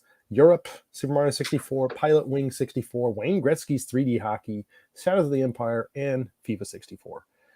So, right, because it came out months later. That's why. Right. So, anyways, like, yeah, I guess let's go ahead and just get started. So, when did you guys? We all had N64s, right? Or played them at least. Never heard of it. Okay. Well, it's been a nice segment, guys. I had one. Yes. So I was probably the last. Well, I don't know exactly, but I was probably the last to get it out of the three of us because I got mine on the first price cut. Okay. So I was at a year after launch. I don't know. Yeah, hard telling. I have to look it up. It was like, I think it was like £200 and then dropped to £150 in the UK, something like that, or 250 to 200. It was the same in the US as well, right? Oh, yeah. A little known fact. Well, maybe it's been lost to time, but there was actually a pre-launch price drop. People were expecting to pay I think it was 250 USD for it, and they dropped it to 200. Does this sound familiar to you? It does. That does. Yeah. But they also did not pack in Mario, which was like also a weird first at the time. Yeah. I guess if you really wanted to get Pilot Wings instead. I guess. Yeah. I mean, hey, it's a great game. It was one of the reasons why I wanted the 64. GameCube didn't even have a Mario game at launch. Did not. Yeah, yeah. Packed in or not packed in. Yeah. Right. So, yeah, I remember I had it pre-ordered somehow. I didn't have money. I think my mom helped me out. Nice. Because I was 15. Okay. Yes, I must have been 15 years old. Saving my pennies. I remember I was extremely online already at this point, and I was like trying to track like when it was leaving the warehouse and shit. And I did. I knew the time and date that it was leaving the warehouse in North Bend, Washington. Like, if this was a heist movie, like this was like a third of the way into it. And of course, the street date was September 29th. Yeah. But the thing is, nobody respected street dates in 1996. So most places in the U.S. had it on the shelves, or they were calling in their pre-orders on the 26th, which is when I got it. If you lived within driving distance of the warehouse, you could have gotten it on the 25th. Wow. Yeah. And I remember just like, Mom, get the keys. They got it. They got the Nintendo. Yeah. I remember there's also an eclipse that day. Oh, really? Yeah. So that was cool. Bizarre. A grim omen of things to come, maybe. Maybe. Jeez. Well, no, this is a pretty good system. Yeah, I think so. So I think the first time I played it is a story familiar for a lot of people. Is like playing the Japanese version in a store, and for me it was a Virgin Megastore, which is a, used to sell music and DVDs, VHS, whatever back in the day. And they had the Japanese one playing. So that would have been, it came out in Japan March 97, right? So I don't know, maybe the summer of 97. Sorry, 96, right? Yeah. So in Japan it was 96. So it probably took like a month or two to import it to the UK. So probably it was probably like around about July 96 when I played it for the first time. Oh yeah, and this is also one of the first time a lot of extreme gamers decided to import something. Yeah, with no assurance. Yeah, with like no assurances that like there would be any region lockout. Yeah, or a way to defeat it. Like nobody knew what the deal was going to be. Fortunately, it turned out to be pretty easy to defeat. Yeah, but maybe not for us. But yeah, like a lot of folks at the time, they were going to take the chance. Like, okay, it's going to be $250. Well, actually, a lot more than that. For something I might not be able to play any other games on. Yeah. Let's go. Well, for you guys, it was just sawing off a little bit of plastic, right? But for us, we got to think about power differences and TV signal differences, and the shape of the cartridge differences as well. So it's like rip in peace. I remember looking into it, and it was quite expensive. Yeah, I looked at the Blast Core release date. That was December 97 in the Europe. It came out in March 97 in the US, even though it was a fucking made in the UK game. Yes. Anyway, that was the first game I reviewed for N64 HQ. Nice. Yeah, yes, so that Christmas, December 97, was probably when I got mine, because I got it with Blast Core. That was my first game. Yeah, didn't get Mario 64. Okay. I just wanted to sound off, or just there's some people signing off in the chat. Looks like we have Blaine. I know Blaine's a good dude. So, hey, love the collection you guys got going on, Ty and Danny. Thank you very much. Also, Blaine also went on to say, "Hey, I still remember playing it, the N64, for the first time at Blockbuster when it was in the TV case." Yeah, that was the thing. And Chris, he also has a memory here as well. I still remember going into KB Toys, buying the 64, and just being completely blown away the whole ride home, looking over the box and all the games it was going to have. What a glorious winter it was. Yeah. Oh yeah. So too. And I mean, from go ahead. Oh yeah. I was just about to say. I just remembered. I actually the reason why I didn't get Mario 64 as my launch game. So it came out in March '97 in Europe. I rented the N64 from Blockbuster, the whole console, for a weekend. So I think you had to put maybe like £100 deposit down, just so you didn't steal it. Sure. And then I've forgotten how much. That wouldn't be a bad way to go. Yeah, actually, that wouldn't be too bad, would it? And then there was I can't remember how much it was for the whole weekend. Maybe it was like £10-15 or something like that. It was a lot of money for me, but I split it with my friend. So we rented the console and Mario 64, and between us we got 120 power stars over that weekend. Nice. Good job. Yeah, we absolutely fucking steamrolled it. This is not pre-internet, but pre me having internet.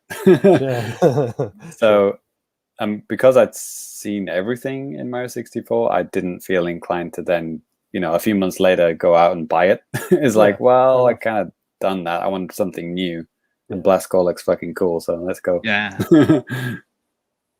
Both games hype as fuck. Yeah. For me, I got it for Christmas in '96.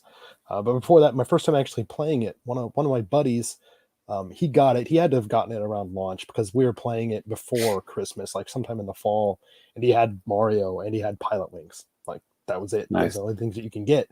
But man, I just remember being completely blown away because you're moving from Super Nintendo going to something that's so quote unquote realistic. But you know what I mean? To something that's just completely different than anything you'd ever played. We didn't have a PlayStation, so it was just literally just making that 2D to 3D jump.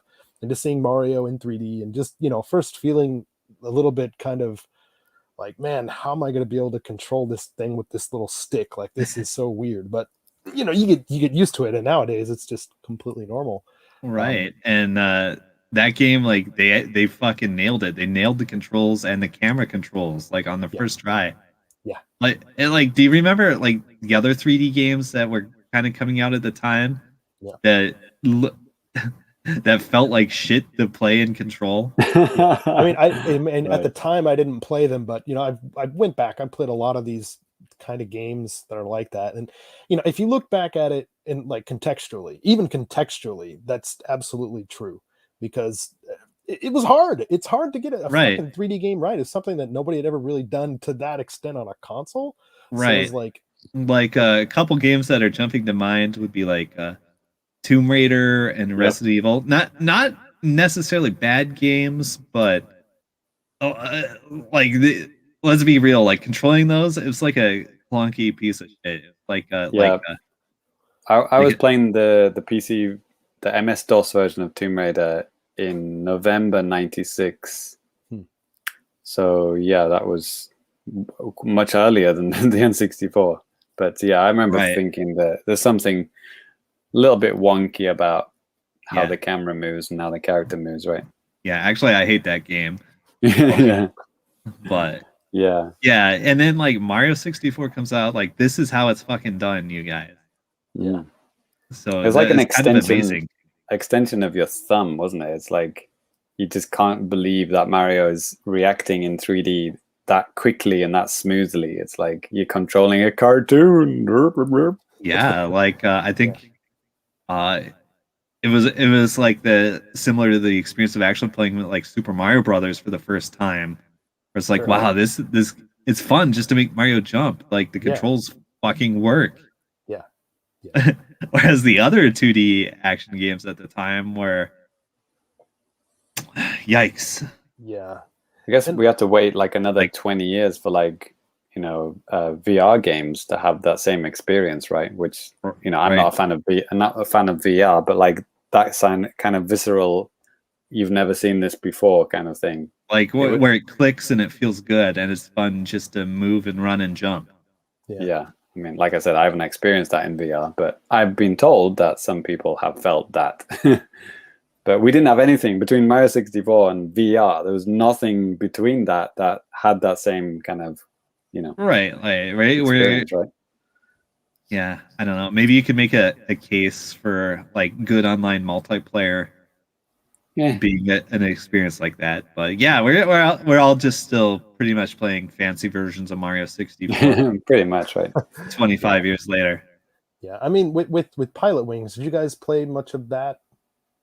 I played it. I played it like a couple years after the fact, but yeah. Okay. Yeah, I remember renting that one. Yeah, for me, like the coolest part of it, well, especially I really liked the gyrocopter. I thought that was so cool. And then, being an American, there was a map that was basically, a very small version of North America, or at least just America. Danny, that was the one that could fire rockets.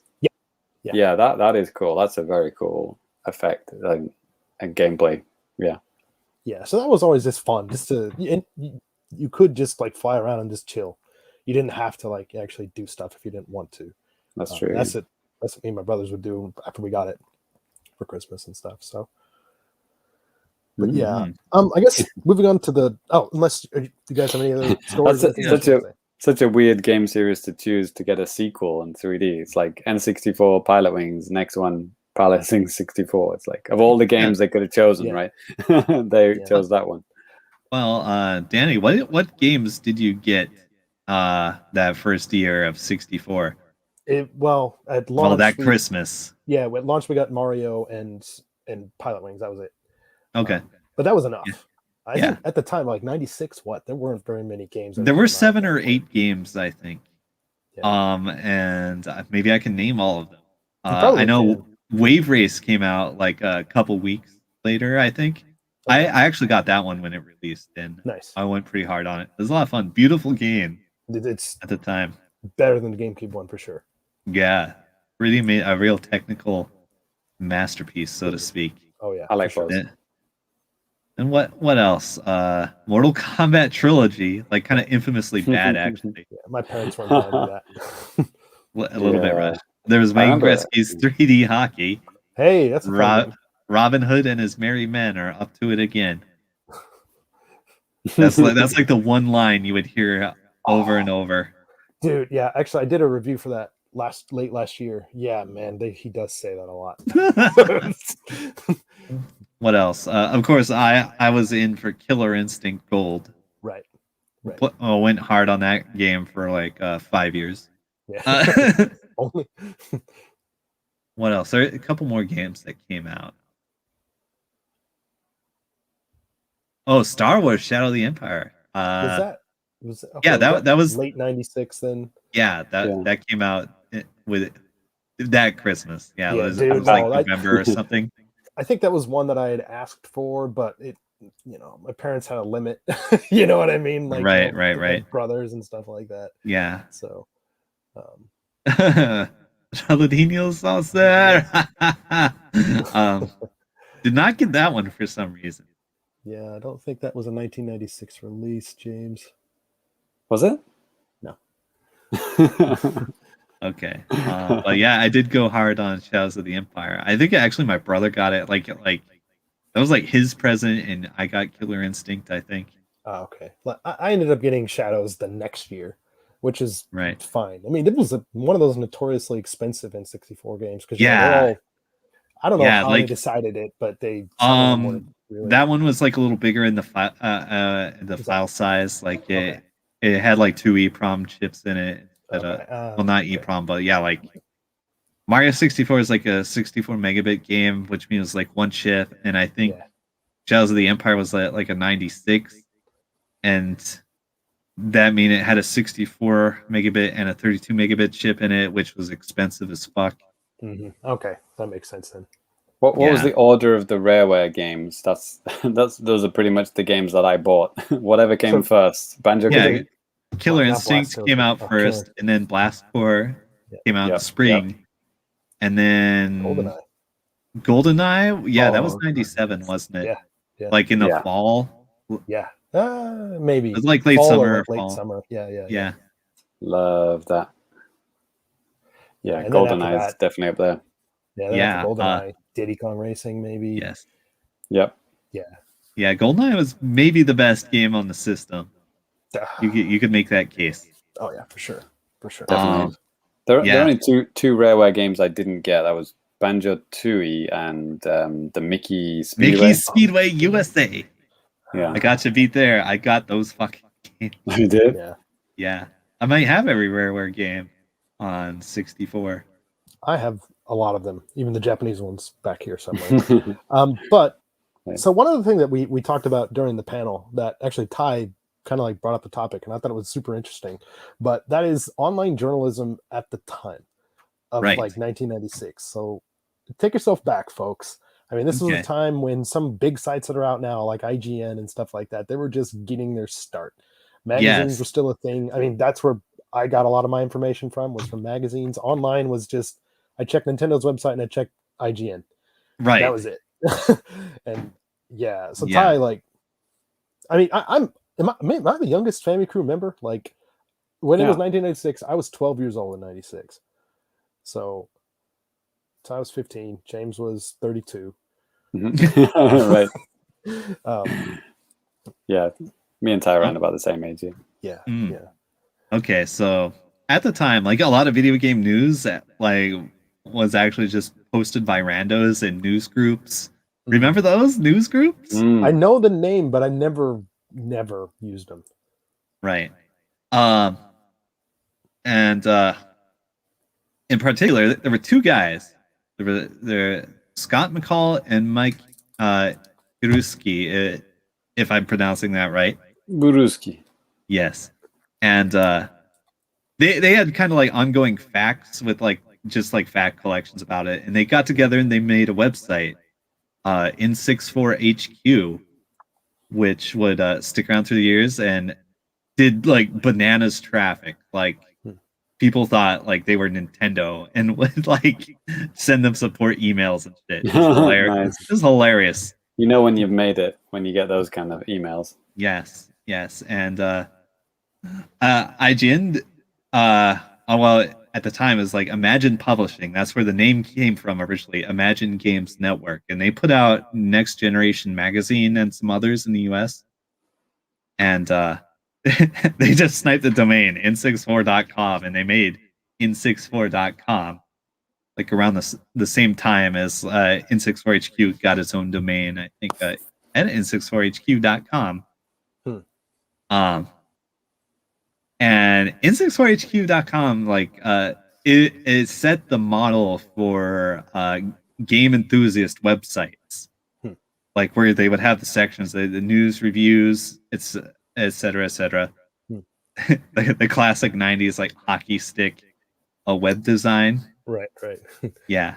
So and so the original two members, around the time the 64 launched, they started adding more people, like names that may be familiar to you, like Billy Berghammer, Justin Nation, and Ty Sugar. Yeah, never heard of him. Yeah, so we got hired on. Well, hired. We didn't get paid as an enthusiast website. And like, I was 15. I just like wrote like a couple pretty good reviews that say, "Hey, you're in." Well, yeah. And that's how I got my start in game journalism. And like after like Scott decided to close the site, like Justin Nation decided, okay, I'm just gonna make a new site, 64 Source, and that kind of continued on. Like then Billy made a site like Planet in 2000, or was that Johnny Metz that started that? I don't remember. I think it was Billy. Yeah, it was Billy. And and like after 64 Source closed, we actually just kind of migrated the stuff over, I think. I don't know, but in any case, like Nintendo World Report is just like the spiritual successor to that same Nintendo 64 fan site that started in like 95 or 96. Like it's still like the same lineage, the same people. more or less. the 25th season of this awful TV show. Yeah. So that's really wild to me. Yeah. And of course, like, our podcast is a spin-off of Nintendo World Report. So yeah, like, we're still around. This Yeah. fucking fan site. Yeah. 25 years later. Yeah. And you're extremely lucky to have one of the OGs. And it's, some people might say by unlucky, I mean cursed. Yeah. No, I think it's kind of hilarious sometimes when somebody might come and say, when that guy talks about Xbox too much. It's like, wow. Yeah, I mean, he's been hurt by his former Nintendo overlords. I have, like, yeah, you notice I have a lot to say, like, up until like 2005. And I'm like, fuck this, I'm out. Yeah. The Wii. Yeah. Very divisive, that's for sure. Yeah, the foundation of NWR and the Famicast is all N64 in it. Yep. The 100%. N64 vibes, they run deep. I mean, Danny, that's all he plays, really. N64 DD, right? I wish. That's his initials, DD. That is. Right? Daniel Divins. I'm gonna change my name. You should. I could. You totally should. Yeah. That's right. Yeah, at least in America. I am unironically wearing a Donkey Kong 64 t-shirt. Hell yeah. Deal with it. Yeah. So, I mean, with the panel that we originally, did for Uplink back in February, we talked about a lot of different stuff.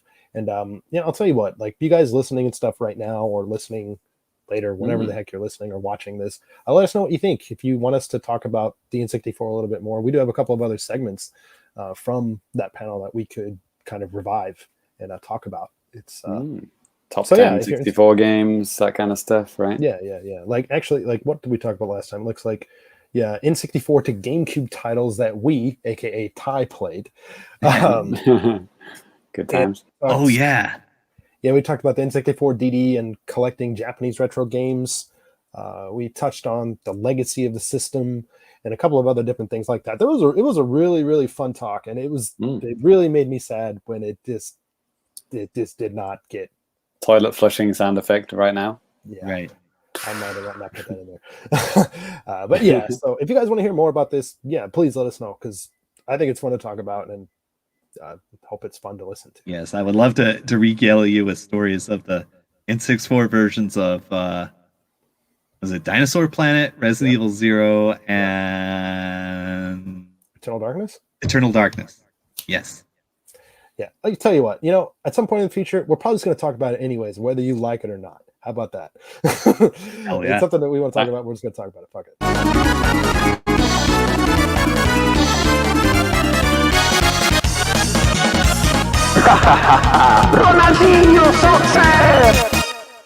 That's the end of the segment.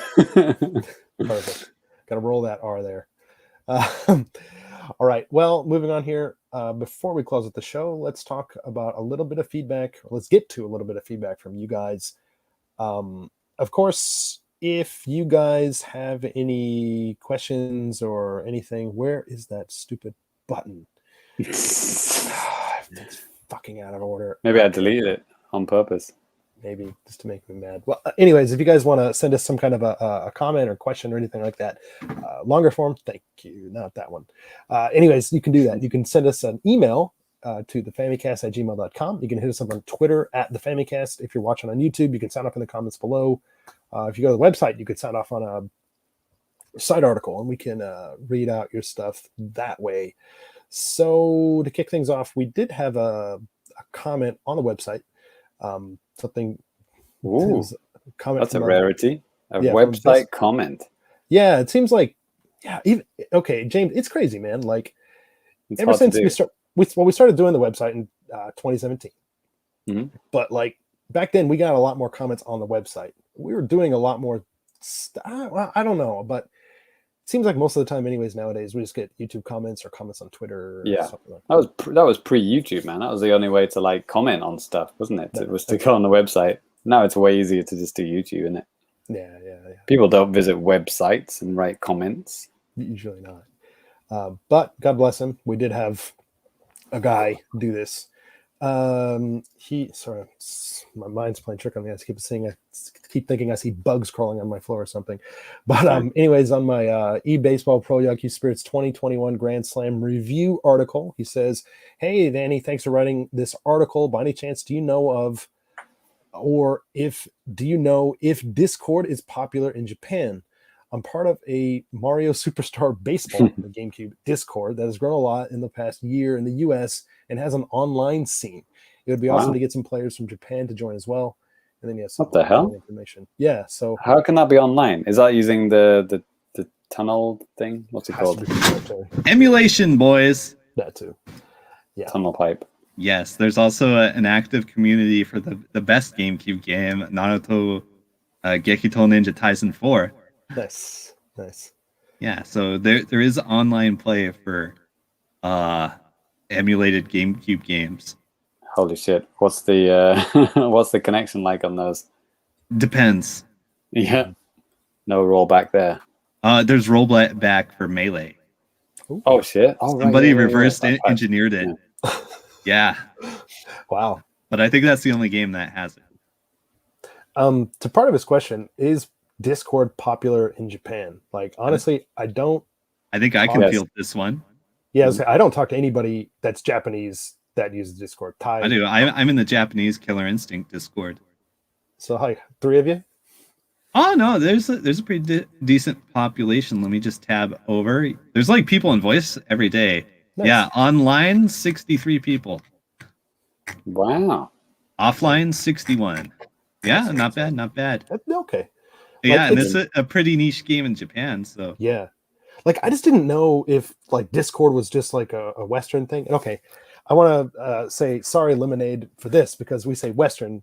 Lemonade lives in Australia, which is part of the East. Western country, innit? But it's a Western country. It's a colony of a Western country. Anyways, yeah, but just in case anybody's out there ever get confused or mad when we say that. But yeah, Western people live there. Yes, but it always just seemed like Discord. It's just something that you hear people talk about in English all the time. Like I never. No. People totally use it in Japan. Okay. My students, university level students, they use Discord. A lot of people know it. A lot of people use it. Yeah. I'm just yeah, a lot of them like at university they set up their own Discord just to kind of chat with people. Like during the pandemic, for example, like people have set up Discords to like chat with their classmates and stuff like that. So it's very useful for all sorts of things. Cool. So yeah, I hope that answers your question. What's his name? Bingy Family Cookbook. Yeah, there might be a community for that game already if you know what to search for. Yeah, and it'd be a matter of like searching for something in Japanese or blah blah blah to find the go to the Wikipedia, copy paste the Japanese. Copy paste yeah. If that's always a good strategy. If you don't even sometimes like I could know the Japanese name, but thinking like, okay, for like this is this katakana. How do they write this? Like, is there a bow in the middle? There's a bunch of other. Yeah. Or even like find a community leader for your obscure video game community on Twitter. You could probably do that. Like I've gotten tangled up in all sorts of weird fighting game sub communities on Japanese Twitter. Yep. Oh yeah, you guys know all about Ranma. Yeah. Yep. That's not the only game I've like just randomly become involved with due to happenstance. It's great actually. Okay. James, anything interesting on Twitter? Not really much. I mean, a lot of the tweets are just our news articles. So there's the Pikmin candy, for example. But the one that got posted yesterday, Danny did an article about the Dragon Quest 2 and 3 paper theaters. This, if you can believe, this is made out of paper and card, I guess, almost like Labo style. Yeah. And we got a nice comment from Linda. She pointed out that these are actually the artwork from the original Famicom cards. So it's like a 3D version of the artwork that is on the cartridges. So yeah, we actually ended up, altering the news article from her comment. So thank you, Lady Lindis. Yeah, I think originally I wrote this like key art from the game, so technically I wasn't wrong. But so yeah, keep it locked to the Famicast Twitter at the Famicast, and visit the website. Maybe comment on some articles on the website. Make Danny happy. Thank you. He puts a lot of time into that, so yeah, and no one reads it. So yeah, at least have a look. Actually, the last episode I said something like I was going to write an article about the Dead by Daylight shop that opened up in Tokyo. Man, we've had a lot of people hitting that article up. I was actually really shocked. Nice. Like, there you go. Why are that's people reading cool. this? I mean, all it takes is one article and we'll blow up. We'll Yeah. become like the next IGN Japan. Yep. Probably. Sure. Before the actual this stream started, that we started doing this live, Brandon T dropped in. He said, "Hey, sorry, I can't. I have to scroll up to see exactly what he said. Oh, I can just do that." Booker T, yeah. Yes. Oh, it's not showing up. But he said something like, "Hey, I can't be here live for the show, but he's looking forward to checking it out later." Thanks for that, Brandon. Hope you made it this far and haven't puked yet.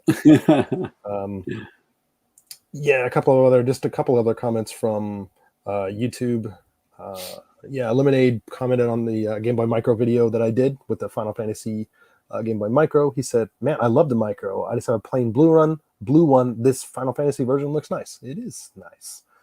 And then Russ talks about how, excuse me, he missed out on the GB in generation in almost entirely. And he goes on to say, "I really wanted the SP as it looked like the perfect form factor. However, I never ended up getting one. By the time I had cash, credit, it was the original DS that I bought. I found a copy of Mario Tennis Advance at my job, so that was my first ever GBA game, and I played it on the DS. So yeah, I mean, honestly, as cool as Game Boy Micro is, and even the SP, it's definitely a lot more comfortable to be playing a GBA game on a DS or a DS Lite. I can attest to that recently. Switching from the Game Boy Micro to a DS playing Final Fantasy is a better idea. Bigger screen. Yeah. not ideal for playing. Do they stretch it on the DS screen though? I think it may be, but like turn off the stretching. You can. I don't think I did. I think it's fine. It's not that big a deal. All right. Yeah. Anyways, yeah. So yeah. I think also Discord, obviously. Yeah, you can join our Discord. It is free to join. We have a special Fami Friends channel, which you have to be a patron to be part of that. But the regular Discord is free for everyone. So pleased to be joining. Lots of fun Japan Nintendo chats and other random shit people have found on the internet. Good times. That's right. Cool. Well, I think that's actually going to do it for the episode. So to close things out, we're just going to go ahead and give out our Twitter handles and stuff like that. You can follow me at DannyBiv, DANNYBIV. James, where can people find you? I'm at Pokémon Nudes. That's NUDES. Yes. Pleased to be following. If you're not over 18, then you can follow my regular account at FamiComplicated. All right. Yes, you can find me at Islamic Caliphate Esports. Of course. Right. I mean, this is how we do recruiting. I knew that was you who took that one. I had to do the same one with number 1 at the end. Bastard. Yeah. Please look at my latest tweet where I say collect them all and fuck up your entire life. Yeah. I want to. Have you guys collected them all? Yes. Getting there. Okay. No. Anyways, of course, James and Ty, always fun hanging out with you guys. Thanks a lot for coming on. Obviously, Ronaldinho. For the guys hanging out in the chat this whole time, thank you guys so much. We appreciate you. Thanks for interacting with us. And we will be. Oh, I just wanted to say, next month is kind of like a weird month. There are like 5 Wednesdays, so we're going to take like an extra week off. So as far what I'm kind of thinking right now, the next episode's not going to be September 1st. It's going to be September 8th if you're watching live. So be ready for that.